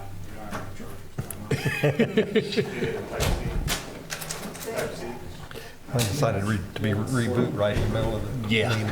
I've got it. Leave it on. Yeah, So, the public hearing for 124801, this is one of multiple slight changes to our ordinances. All of these relate to the proposed industrial technology zoning district. We reaffirm that this is just passing or proposing a different zoning classification to be included in our zoning code. No properties are being zoned under this classification. If a property was ever proposed to be zoned under this classification, it would go through a separate notice and hearing process, much similar to this, where the public would be notified, planning commission would consider it, and come before council. I believe it would come, yes, it would come before council. This section, and as we have 4 hearings here, the reason why is they all relate to the change. One, we're changing in 124801, we're designating the types of conventional zoning districts. We added IT in 124801. That's what is solely covered in 124801. Why there are 4 separate ordinances is because under our charter and under the Ohio Constitution, each piece of legislation should have the title should be related to one subject, it should have one subject in it. That is a requirement under our state constitution. Conversely, it will trump our charter, even though our charter now has, or has always had similar language. I guess the Ohio legislature gets away with it a little differently in their budget bill, but this is how we have to pass it. And since they are related to separate ordinances, we have to have separate legislation for each. So 124801, the ordinance is merely just adding IT district as a potential classification. Later down, 125217 actually talks about the substance of the IT classification. Okay, thank you. So we will open the hearing on number 1, an ordinance amending section 1248.01 of the codified ordinances of the city of Trenton. If you would like to speak for this, please step to the podium. I'm just gonna step up to ask a question, because I noticed today when I was reading some of the codes, ordinance, what I could get online was the difference between IGIT, and it's gonna have another one to relate to on O2 that I wanna ask about as well. I oppose anything being able to exceed the sound limits, so I oppose that, I'll tell you right now before we get there. But the IGIT, does that also mean in IT there's gonna be another data center? That's another area where a lot of people have been worried about and concerned. Is there going to be another? There was, when I was reading through today, it had something in the code where they're going to increase the sound allowances for generators. And then it had IG and IT. So is there 2 different sections that's going to be to allow data centers to come into those where we're going to have those higher sounds? No, the question becomes under industrial general, as we overviewed before, that is just the standard industrial zoning district, Okay. which all of these different uses would otherwise qualify. Right. And compared between IG and IT, there's less setbacks. There's more permitted uses in IG. For example, I know Marcus went through a number of them, boundaries, other kind of straight industrial uses. With the proposed change with IG and IT, because they're our predominant, well, IG's our sole, almost sole industrial zone, we wanted to clarify some of the noise regulations relative to it. So our code did not include the clarification that noise regulations are measured on actual use, right, not during testing, maintenance, or emergency operation of the generator. And so that is common throughout many codes throughout the state. So we are just merely clarifying there. And because they were both industrial in terms of the IT district and the IG district, we qualify both of them to be subject to noise regulation. But the change in the noise permission, that's not a change. There's the noise regulation has been the same and is not changing. Okay. So I want to make sure of that, because the change is just merely clarifying relative to any backup generator. We're not measuring it during the testing and maintenance. right. But if they're not testing and maintenance, then we still get the same sounds. Because I know that sometimes It would be subject to our current noise ordinance, those amounts, those decibel levels are not being changed. Right. And that, I know that was earlier, do we have the equipment to measure those as a town yet, or is that something that? I believe we do our city engineer. I believe our city engineer may, that is something that we're looking at from a staff perspective. Additionally, that may assist from a zoning enforcement perspective. Okay. Thank you. All right, I will close the for section and go to the against section. If you are against this, please step to the podium. All right, seeing none, I will close the public hearing and open the public hearing for an ordinance amending section 1264.02 of the codified ordinances of the city of Trenton. If you would like to speak for this, please step to the podium. Yeah, Barry, just to clarify, this is the revision, just to clarify that the noise measurement doesn't include the testing, maintenance, or emergency operation. It's just the standard operation of that site. Thank you. So this is to help out people back here. Y'all know codes. We don't. Can y'all explain the code as you read it out if we're for or against it, where the people back here know what you're talking about? That would be greatly appreciated. Yeah, absolutely.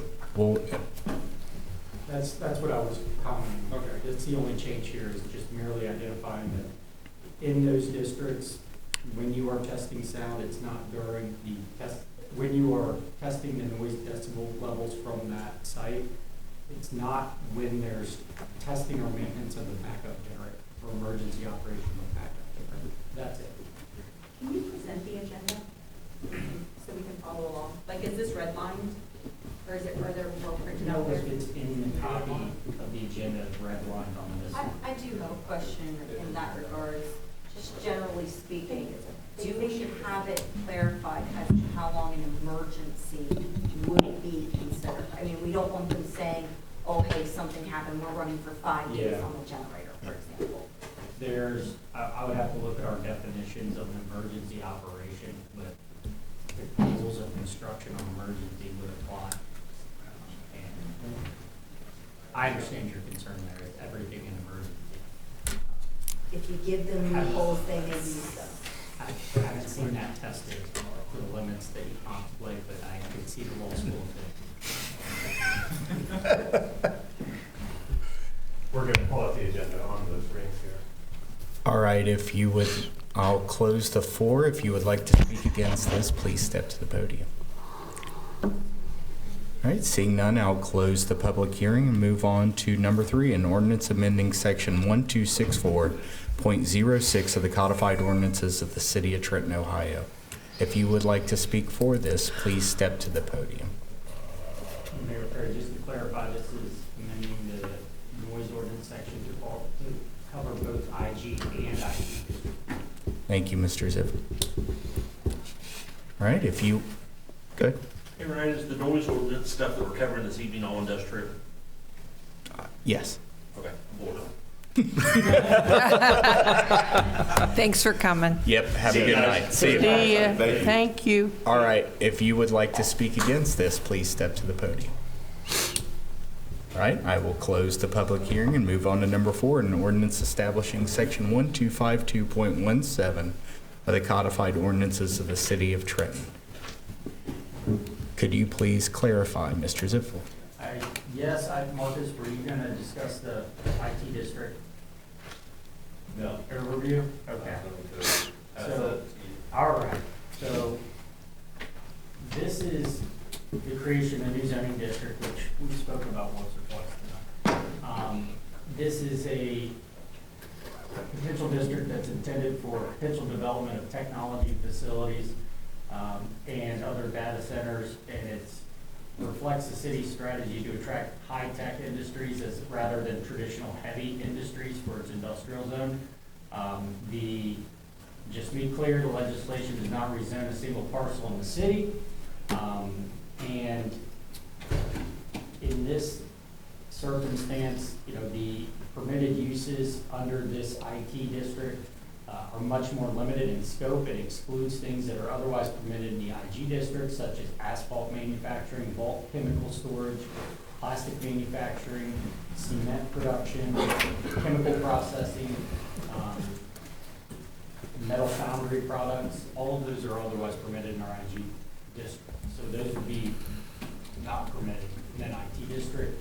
The IT district is designed only for large parcels and low-intensity site coverage compared to typical industrial zones. So the minimum lot size is 10 acres as opposed to anything smaller than that. I believe our IG goes down to 2 acres. Also, minimum lot frontage is 150 feet. Required setbacks are extensive, 150 front yard setback. And any site abutting a residential district is double from any IG district, up to 200 feet, with also included buffering requirements, greater buffering requirements than otherwise required under our standard code. Lot coverage is limited by buildings to 70% of the site, leaving at least 30% open. That's the contemplation with any type of industrial manufacture or high-tech industries. Most of them are enclosed, unlike for example, a surface mine where you have product storage that would all be considered part of the site, though it wouldn't be under roof. In this site, because all of the development would, in theory, be under roof, we permit at least 30% of that to be open space.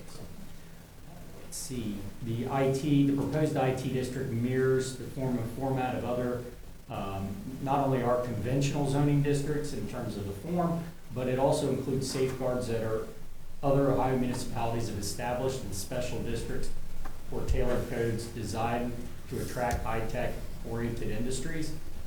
Let's see here. For example, in Dublin, as part of their economic advancement zone, which is designed for high-tech manufacturing, it has a similar max lot coverage of 70%. However, in Dublin's code, some of the setbacks in its districts are as small as 30 feet. Also, the district has a much smaller minimum lot size of 2 to 3 acres, where you could place these types of sites much more scattered throughout wherever their industrial zone is.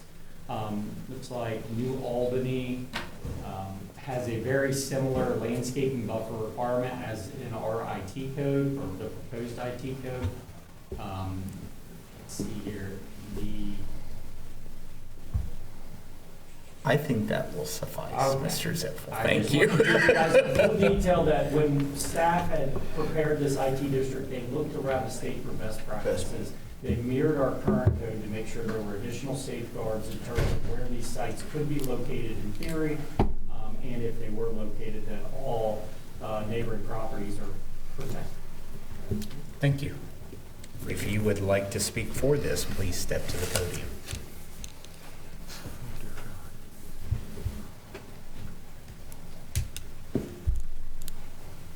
Not for or against. It really is just whenever we talk about these buffer zones from here on out, I just ask that you consider if you were the person living in the house closest to the zone. That's all I ask, because they're our neighbors. My sister lives in one of the neighborhoods. I don't know her stance on it. What I do know is that I know somebody 3 doors down from her. I do know their stance. They don't want something right in their backyard. They already deal with the lights from Carvana. Just give them that courtesy to put yourself in their shoes. Thank you. All right. If you would like to speak against this, please step to the podium. All right. I will close the public hearing at this time and move on to new business. Motion authorizing the city manager to enter into a contract with Barrett Paving Materials Incorporated for the construction services for the City of Trenton Square Offsite Improvement Project in the amount not to exceed $1,168,608.10. That was a mouthful. And further authorizing the city manager to sign all required documents thereto. Thank you, Mayor Perry. I'm going to defer to our interim service director, Brad Baker. Thank you, Brad. Thanks for hanging with us, Brad. Good evening, council. Good evening, Brad. Hope you had a good night. Yeah. Bringing this motion to you for Barrett Paving. Barrett's done a lot of work for us here in the city in the past. We've had great results. For these off-site improvements, we had a good bid opening. We had 7 bids, all reputable companies. Everything went really good. Numbers were all really close. This is much needed for this Trenton Square development. It's going to be a lot of stormwater work, traffic. It's going to enhance the flow of traffic a whole lot. So this is something we need to move forward with. Any questions for me on it? I do have a question for you, Mr. Baker, and it's not related to Trenton Square. It's related to the Veterans Memorial that's going at Community Park. Mr. Baker, have we done any surveying down there yet? Spent any money on surveying on that project? No, sir. Okay. Thank you, Mr. Baker. I'd like to make one comment also. I was here for the bid opening. Very professional, very well done. I'm very impressed, really, what transpired. I sat here, watched, watched all 7 bid openings and a little bit of the discussion. Then I did ask the city manager. We talked for a few minutes, and if I'm not mistaken, that was part of the solar farm.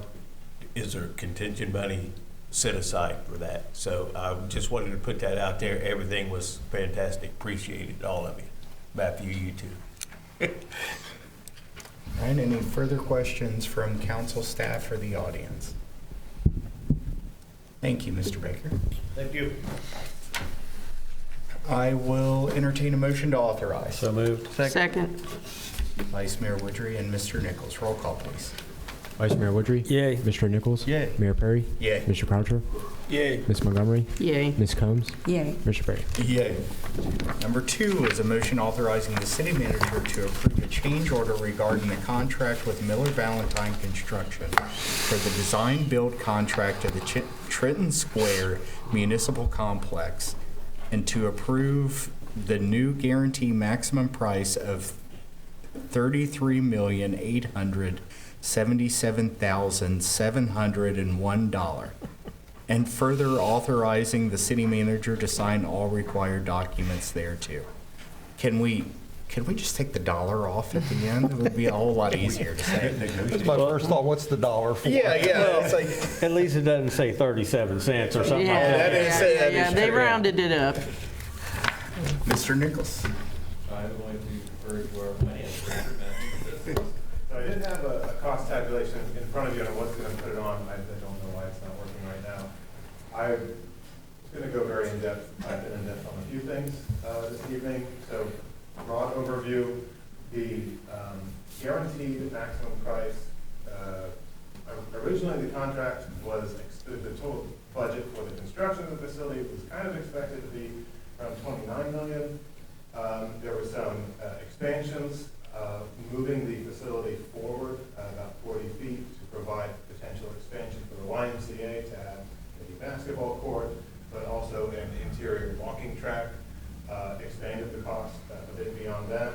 We issued city bonds for $32 million. Those did not touch income tax or property tax. Those were funded through the development itself and a CRA TIF agreement that is not a true tax abatement. It is a replacement charge that will be levied to repay those bonds, and does not touch either income tax or property tax to repay those bonds in the future.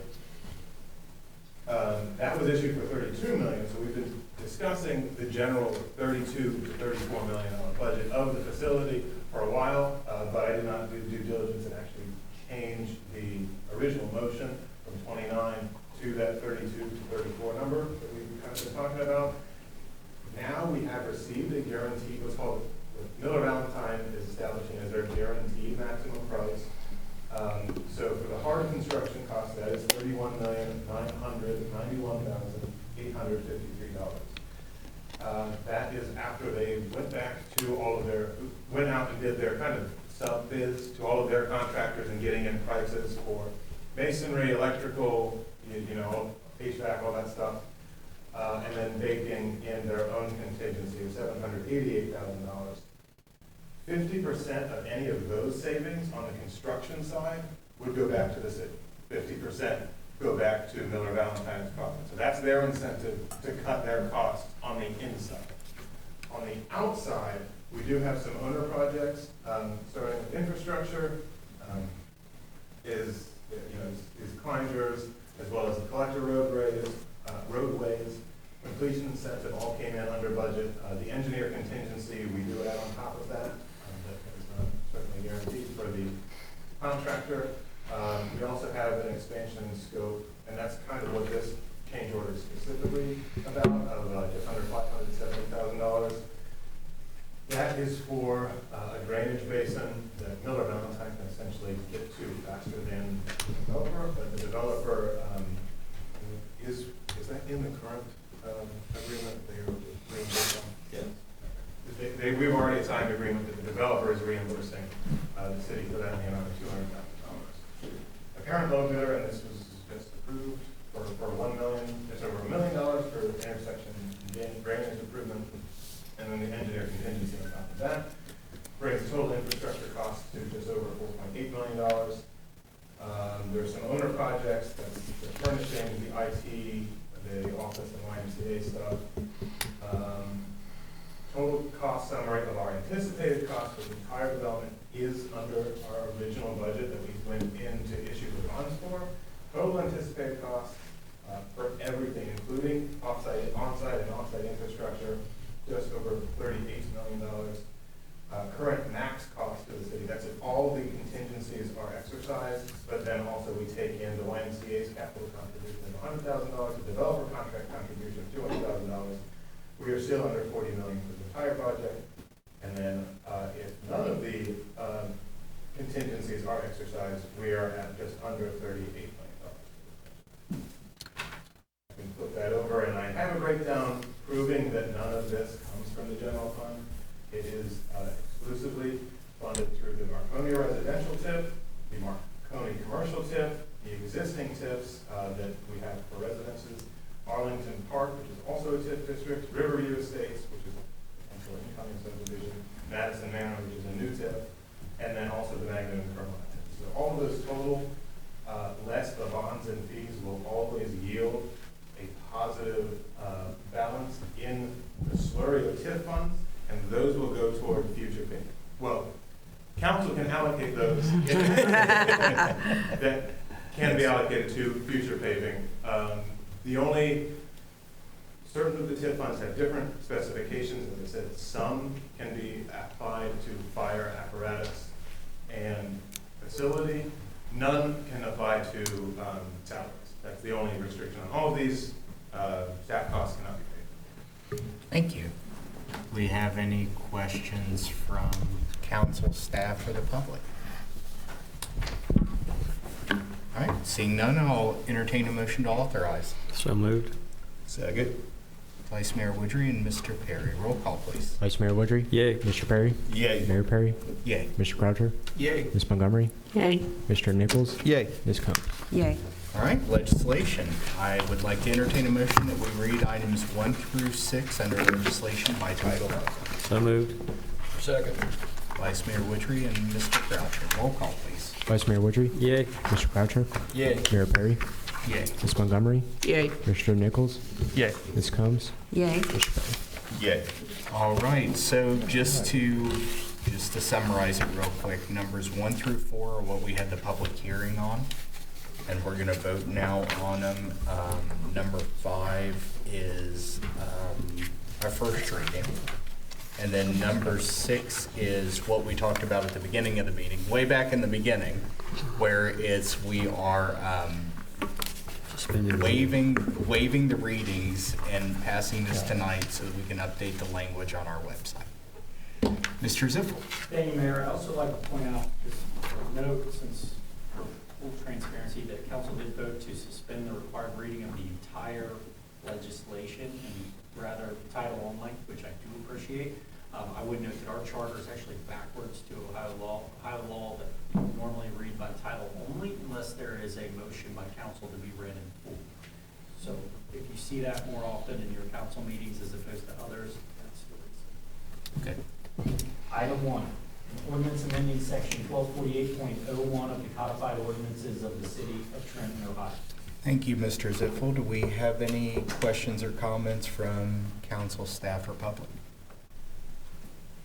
All right, seeing none, I'll entertain a motion to approve.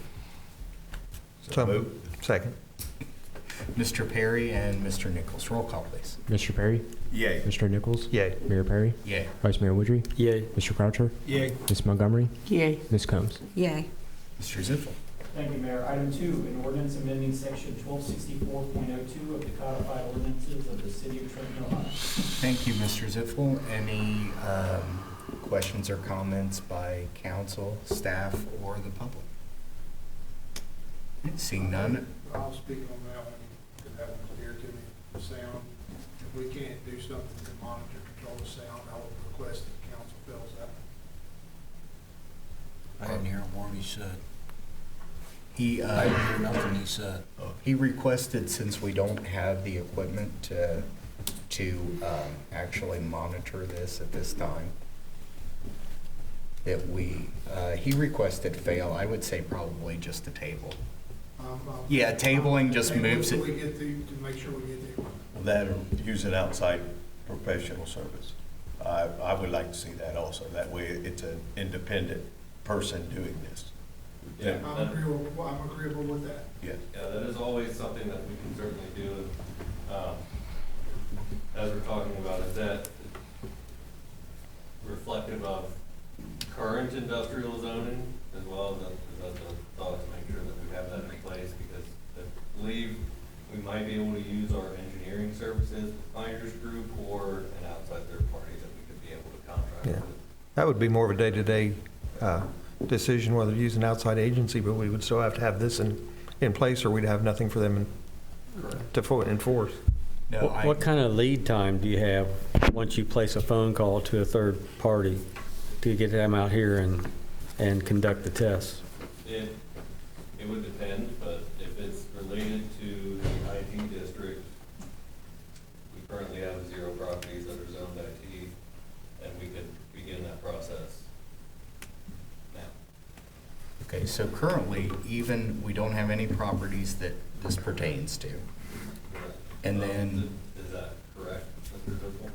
I mean, yes, other than the IG. I mean, yeah, but that's current law too, right? So it just, we need to we have our city engineer on board or a third-party consultant. I thought there was it through Nick that could do it? I thought there was a topic on that years ago. We were talking about the inspector. Oh, NIC. That they, I believe, had an additional service you could add for that. Yeah, we can certainly look into that. so we have that available if we need it. If not, we can obtain, they're readily available, sound consultants around there that we could contract with, have on standby or something to that effect. Okay. So we would need this in place, though, so we would have the teeth in the ordinance to. Right. Yeah. Okay, thank you. I'll entertain a motion to approve. So moved. Second. Vice Mayor Widry and Mr. Nichols, roll call, please. Vice Mayor Woodry? Yay. Mr. Nichols? Yay. Mayor Perry? Yay. Mr. Croucher? Yay. Ms. Montgomery? Yay. Ms. Combs? Yay. Mr. Perry? Yay. Mr. Ziffel. Thank you, Mayor. Item 3, an ordinance amending section 126406 of the codified ordinances of the city of Trenton, Ohio. Thank you, Mr. Zipfel. Do we have any questions or comments from council, staff, or the public? All right, seeing none, I'll entertain a motion to approve. So moved. Second. Vice Mayor Widry and Mr. Croucher, roll call, please. Vice Mayor Woodry? Yay. Mr. Croucher? Yay. Mayor Perry? Yay. Ms. Montgomery? Yay. Mr. Nichols? Yay. Ms. Combs? Yay. Mr. Perry? Yay. Thank you. Mr. Ziffel. Thank you, Mayor. Item 4, an ordinance establishing section 1252.17 of the codified ordinances of the city of Trenton, Ohio. Thank you, Mr. Ziffel. Any questions or comments from council, staff, or the public? All right, seeing none, I'll entertain a motion to approve. So moved. Second. Vice Mayor Widry and Mrs. Montgomery, roll call, please. Vice Mayor Woodry? Yay. Ms. Montgomery? Yay. Mayor Perry? Yay. Mr. Croucher? Yay. Mr. Nichols? Yay. Ms. Combs? Yay. Mr. Perry? Yay. Thank you, Mr. Ziffel. Thank you, Mayor. Item 5, an ordinance amending chapter 222 of the renewing and broadening use of Fund 890, Employee Termination Benefits Fund. And item 6, an ordinance approving the editing and inclusion of certain ordinances as parts of the various component codes of the codified ordinances, providing for the adoption of new matter and the updated and revised codified ordinances, providing for the publication of such new matter, repealing ordinances and resolutions in conflict therewith, and declaring an emergency. Thank you, Mr. Ziffel. There's a request that we suspend the 2 readings and vote on this tonight. So moved. Second. Vice Mayor Widry and Mr. Perry, roll call, please. Vice Mayor Woodry? Yay. Mr. Perry? Yay. Mayor Perry? Yay. Mr. Croucher? Yay. Ms. Montgomery? Yay. Mr. Nichols? Yay. Ms. Combs? Yay. Thank you. Were there any comments or questions from council, staff, or public? Seeing none, I'll entertain a motion to approve. So moved. Second. Mr. Nichols and Mrs. Combs. Roll call, please. Mr. Nichols? Yay. Ms. Combs? Yay. Mayor Perry? Yay. Vice Mayor Woodry? Yay. Mr. Croucher? Yay. Ms. Montgomery? Yay. Mr. Perry? Yay. All right, we're on to reports. Mr. Ziffel. Thank you, Mayor. First off, congratulations to the elected council. And lastly, congratulations to our police chief who is back today from the Southern Police Institute. Yay. Yeah. Nothing for Mr. Beresford. Thank you, Mayor. I just want to congratulate everyone that was elected and re-elected. I also want to congratulate our police chief. I know he's done a lot, and he's a lot of hard work down in Louisville, so congrats to him. Also, we talked about Citizens Academy. I do encourage anyone to apply to that.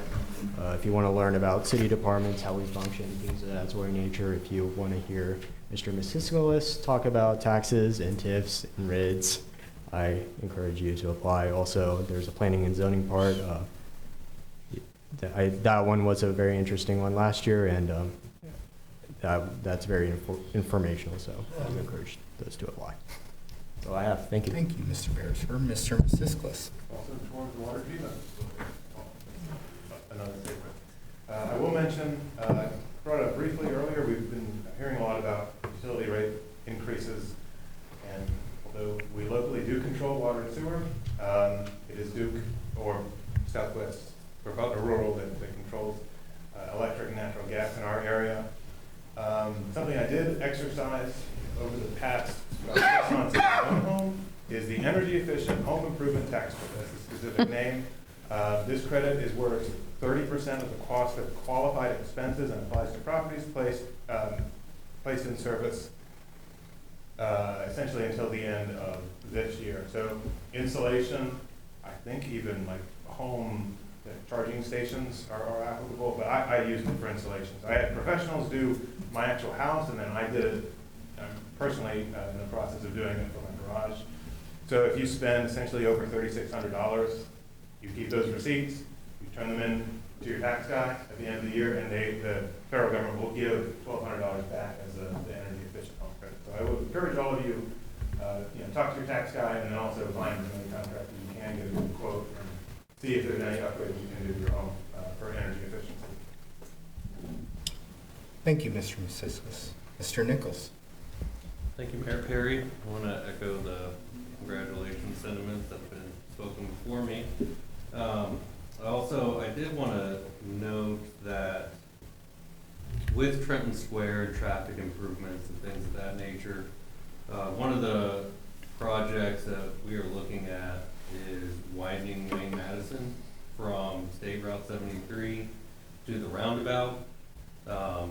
Ultimately, the initial response from our engineer was to look at widening it from 2 lanes to 3 lanes with a center lane and having some decel and different things going into the subdivisions.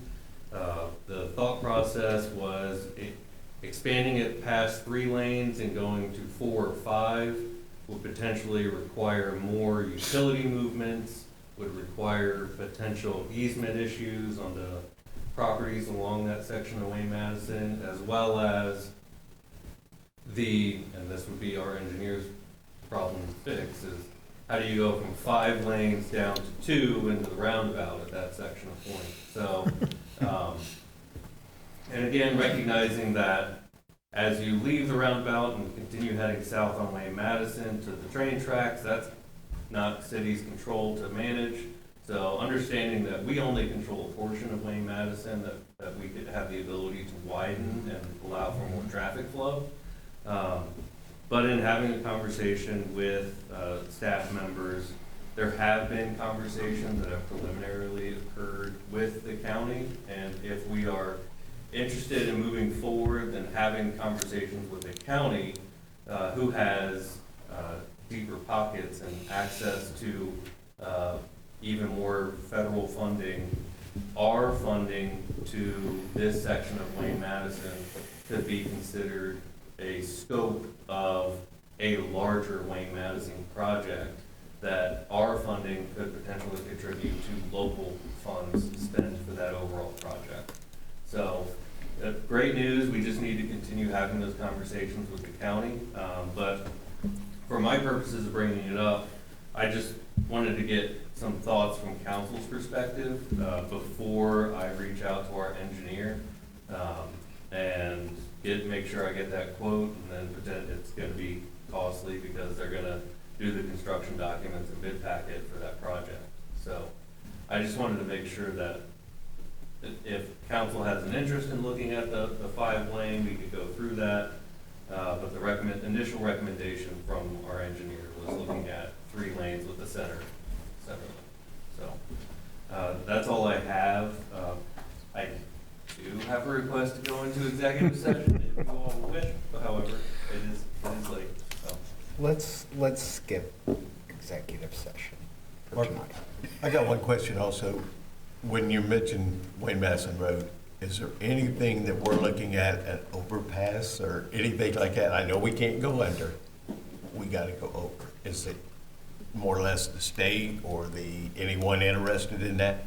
So not at this moment. We have not begun those conversations. I do think that moving forward with a project of this nature could potentially spark an interest from the county's perspective, at least from the widening of the roadway. As far as other infrastructure, bridge infrastructure, I'm not sure how much the county is interested in biting that apple. Well, I know that what Boyd brought forward, a couple of years ago, that CSX does help on those overpasses. So maybe we also And hold a CSX. the one that I had suggested for you to watch, you know, it was an hour training. Mm-hmm. And there are things that are available because of the kind of railroad situation that we have here is more favorable for grant money when it is used to do what all the trains do here, and that is to deliver the supplies and everything to the entire United States, basically.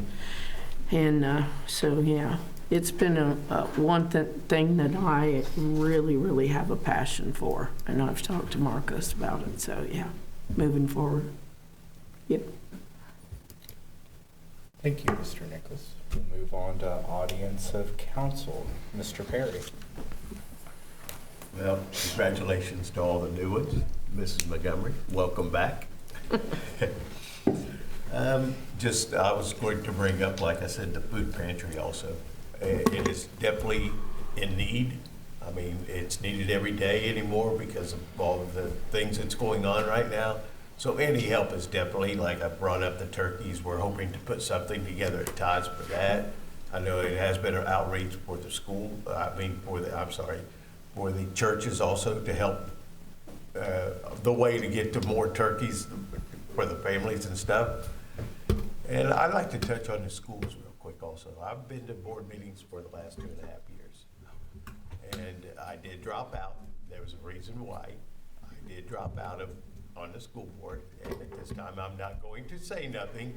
But I'd just like to say, I think coming in January, the school is going to make a turnaround. I really do. And I think that everyone here, I'm a firm believer that my property's only worth what someone else is willing to pay for it. And if our schools is no good, they're not going to pay for that house. It's going to go down in property value. So please get involved in your schools also. Let them know how you feel, just like the crowd here today. Don't stop here. Go out to your schools.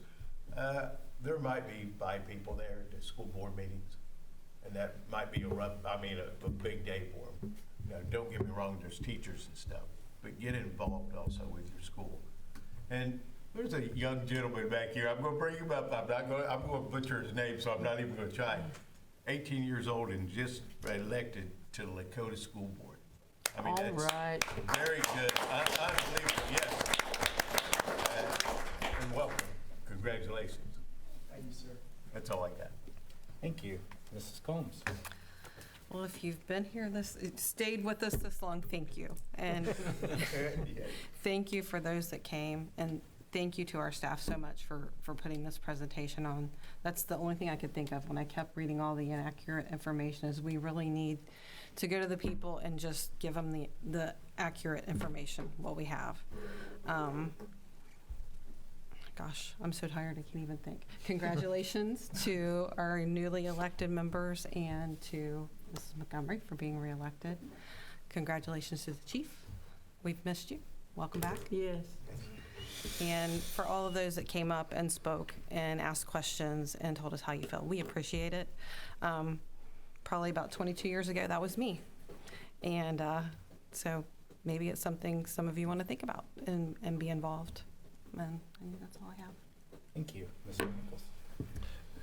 I knew this was going to be a long meeting, so I wrote mine down so I wouldn't forget. Yeah, I probably should have done that. Congratulations to the councilmen and women-elect, and congratulations to Ms. Montgomery, being elected for a second term up here. Welcome Chief back from his schooling. We've missed him being here for the last few months. Glad he's back. He told me up at the groundbreaking he hadn't even made it home yet. He came straight from school to there to here, so he's really had a long day. And here it's 11 o'clock at night. Yeah. I want to thank everybody that came tonight, whether they're still here or whether they're at home or watch us later or whatever. At least this group of people gave us one meeting to explain things. A lot of people didn't do that. It's sad that people jump to conclusions so quickly without even, giving themselves a chance to hear what's really going on. And I really appreciate the ones that showed up tonight, at least most of them, that you took the time to come and find out the truth about things and ask your questions. And hopefully that'll continue. The other thing I have, Stosh, did you get those letters copied for me? Can you pass those out to council and staff? I'll get them copied in. Oh, you didn't get them copied yet? Okay. No, I have a letter with me tonight. We'll give a copy to each council member and staff. Everybody turn around and wave at my husband and say, I'm still here. Checking on you. He's checked on me. He's called me 3 times. Oh, God. The Veterans Subcommittee had a meeting to come up with ideas for fundraising for the memorial, Veterans Memorial, and things have been going kind of slow on that. But we wanted to get together and figure out a way to get some donations coming in a little quicker. One thing we discussed was getting a letter sent out, much like we did for the bicentennial fundraiser, to different businesses and corporations, foundations, whatever we can think of. We've put myself and Paula Hale have been working on this. We've put together a list using several different sources of a mailing list to get started on that. I sat down and made up a letter, then sent it to Paula, and she did some tweaking on my grammar and punctuation and such. Made a couple improvements to it, but between us, I think we came up with a pretty nice letter to send out. I just wanted council to get an opportunity to see that before we start sending them out, since council's name will be on it. So I just want to make sure everybody on council and the senior staff saw that before we start sending it out. It's not something that would need to come to council for approval, but since council name is on it, I wanted to make sure it's going out on letterhead. I wanted to make sure that council saw it before that happened. Much appreciated. That's all I have. Thank you. Mr. Croucher. Well, thank you, Councilman Nichols, for bringing up the Veterans Memorial. There's a reason why I asked Mr. Baker if we've spent any money on the Veterans Memorial yet. Since we just done the groundbreaking up here at Trenton Square for the new City Hall, I would like council and the public, and I would like to put it out for public's opinion, especially to the veterans in this city, to move that Veterans Memorial from Community Park up to in front of City Hall, where it's more in the public's eye, which I talked to Mr. Baker about. Again, we have spent no money on surveying yet. So therefore, if you put seed and straw down there, basically, you got a flat surface. That's one of the things that we were all concerned about with the Veterans Memorial, was a flat surface, nothing elevated. We wouldn't have to dig into the ground and remove any dirt this way. One of the other concerns we had about the Veterans Memorial was parking, restrooms, and the most important thing, and I guess I need to talk to you, Chief Carr, about this, is, in your personal opinion, wouldn't you think that Veterans Memorial would be less likely to be damaged in front of City Hall, the police department, and the YMCA? Logic would lend itself to that opinion, but I'd certainly like to talk to you about that. Well, I'd definitely like to talk about it, but Mayor, I'd like to put that out for public's opinion on where we should put that Veterans Memorial instead of us 7 or the Parks Board deciding where that goes. There's plenty of room up there, and it meets all the criteria that the Parks Board was looking for where we was putting it. Now, with that being said, I would like to congratulate Mrs. Montgomery, Austin Prophet, Marcy Butts, and Ken Roark onto council. I will miss you all dearly that's leaving on this council. Me too. I will say that. Me too. This council voted when I came on 2 years ago to allow me to go to the OKI boards and represent the residents of Trenton. And by doing that, I represent this whole council. This last month, we was able to get grants from them for paving projects that we've never brought this type of money back to the residents of Trenton. This is your federal tax dollars that we are bringing back and putting back into the community. This council does work for you. I didn't say nothing during the meeting. I was kind of quiet, but there's things that goes on behind the scenes that Dale does, Ray does, Calvin does, Miss Montgomery does, Jenny does. We all do. But we are working for you. And it may be pointing one person to go down and represent the city to do it, but we still represent all 7 of us. That's right. Now, to get back to what I normally do, we have a Veterans 5K Memorial Fundraiser run this Saturday down here at Community Park. I would like to encourage everybody to come and be involved. Registrations and check-in starts at 7:30.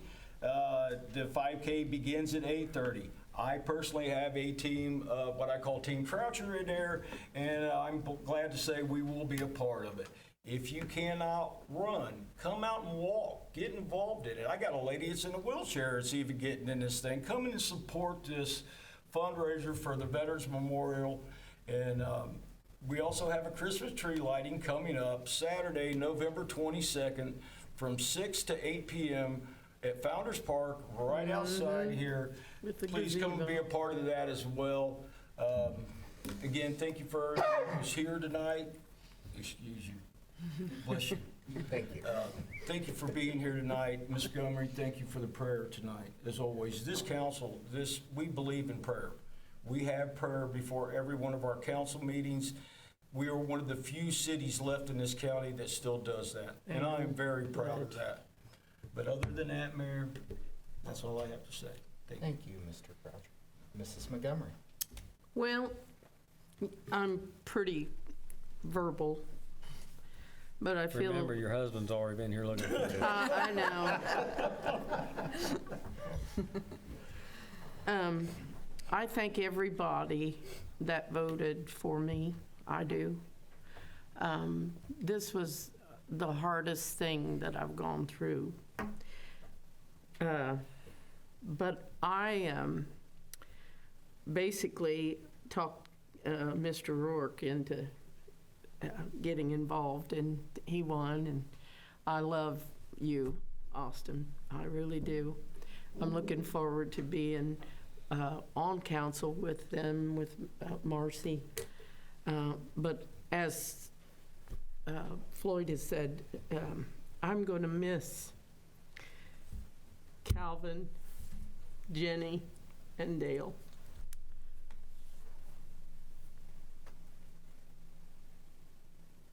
Don't make me cry.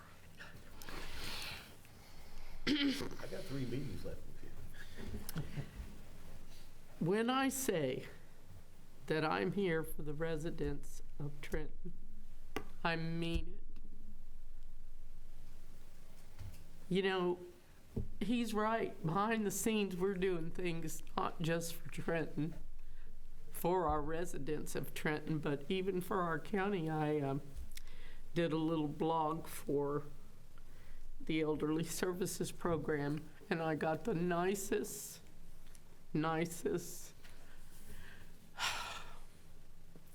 comment back from them that little video helped promote the Elderly Services Program. I'm a medical social worker, and I work in hospice.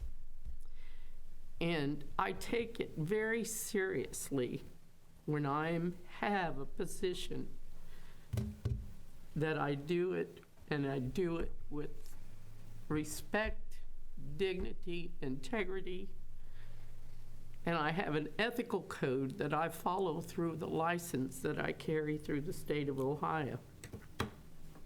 Saying that, again, Trenton will always be my home. And I'm going to do everything I possibly can to support what is best for our residents. I'm on the Public Safety Committee, and we're having our meeting, thank God. And all of the things that we are beginning to see happen here did not happen just overnight or in the last 4 years I've been on this council. Things have been in the fire and in the works for the growth of the benefits for the residents. And so I am honored, deeply honored, to be on City Council for Trenton. Thank you. Thank you. Vice Mayor Woodry. I just want to say thanks to all that came out and participated in our meeting tonight. It was definitely a nice change. Yes. You know, we can have these open discussions and try to work some of these issues out. It was appreciated very much, everybody that showed up. Congrats to Mrs. Montgomery on her reelection, and to Austin, Marcy, and Ken on their election. Austin, good to see you sticking it out to the end. So maybe you'll get just a little bit of a taste of what's to come here tonight. So also wanted to say congratulations to Chief Carr on his graduation from the 154th Class Administrative Officers course at the Southern Police Institute in Louisville, Kentucky. Thank you. You know, he probably won't tell you this, and nobody else up here has mentioned it, so I'll go ahead, but that is a very prestigious program that he is now a graduate of, and there's a lot of high-ranking police officials in the area and the region have graduated from that class and benefited from it greatly, and we're proud that Chief Carr is one of them now. Yes. And lastly, I want to send out my condolences to the Ridenauer family. Yes. I didn't dress different from everybody else up here today just to stand out, but today was Steve Ridenauer's funeral. Known the man for 46 years, worked full-time for him for 10, and I felt that It was important. being the second generation owner of the oldest business in the city of Trenton, being Trenton Heating and Air Conditioning, I just felt we needed to be represented. Yeah. So We do. Thank you, Calvin. So I attended that today and spent the family with them, and they even allowed me to participate, and I was honored. Yes. So He got to do something so neat. Tell him about it. Oh, my God. well, if you guys want to hear about it, I'll tell you about it and show you the pictures. Oh, I my can. gosh, it was I can't show wonderful. everybody right now. So it was just an interesting, well, not interesting. It was a privilege to be able to be asked to participate. So that's all I have, Mayor. Thank you. Well, congratulations, everyone. It seems like we made it to the end of the road here, so we've only been here for a little bit. Yeah. Chief, before he starts, coffee with a cop in the morning? One of the things I was looking at back there thinking. I had to throw that in there. First Friday, that's, yeah. I'm just kidding with you. Because right now, this is coded to us, we don't know what's going on. Okay. That would be a Like a question. summary. Yeah. Okay. Sounds good. All right. My my father down there stole my thunder a little bit with Ben here. I wanted to be the first one to introduce school board elect Ben Wynn. He is, what was it, the youngest elected official Yes. in the state of Ohio. Yes. So congratulations. In the county, I take, in history, I'm the youngest in Butler County's history, but in the state of Ohio, I'm just the youngest. I would also like to thank everyone that came to the groundbreaking today. It was a great event. It was very well attended, and I'm really proud of the city and where we came from and what we're going to. So I just want to thank everybody for being there. And lastly, I can just say congratulations to everyone. I think we've covered that a whole lot. Yeah. And the only other thing I'm going to say is Citizens Academy. I think this shows the need for it more than anything else. So if you're available, starts on January 22nd and goes for 9 weeks. So It was a lot of fun. I went through it. It was a lot of fun. You learn a lot. I learned from that what I did not know. If people would get involved and come to this, it's not boring and it's not very long, but you will learn how the city operates and how government operates. So I encourage everybody to do that. Austin went through it as well. All the new council people should go through it as far as I'm concerned. Maybe somebody should wear a body cam through it so that us citizens that don't have time to attend will get the experience. It's an idea. Maybe go live. All right.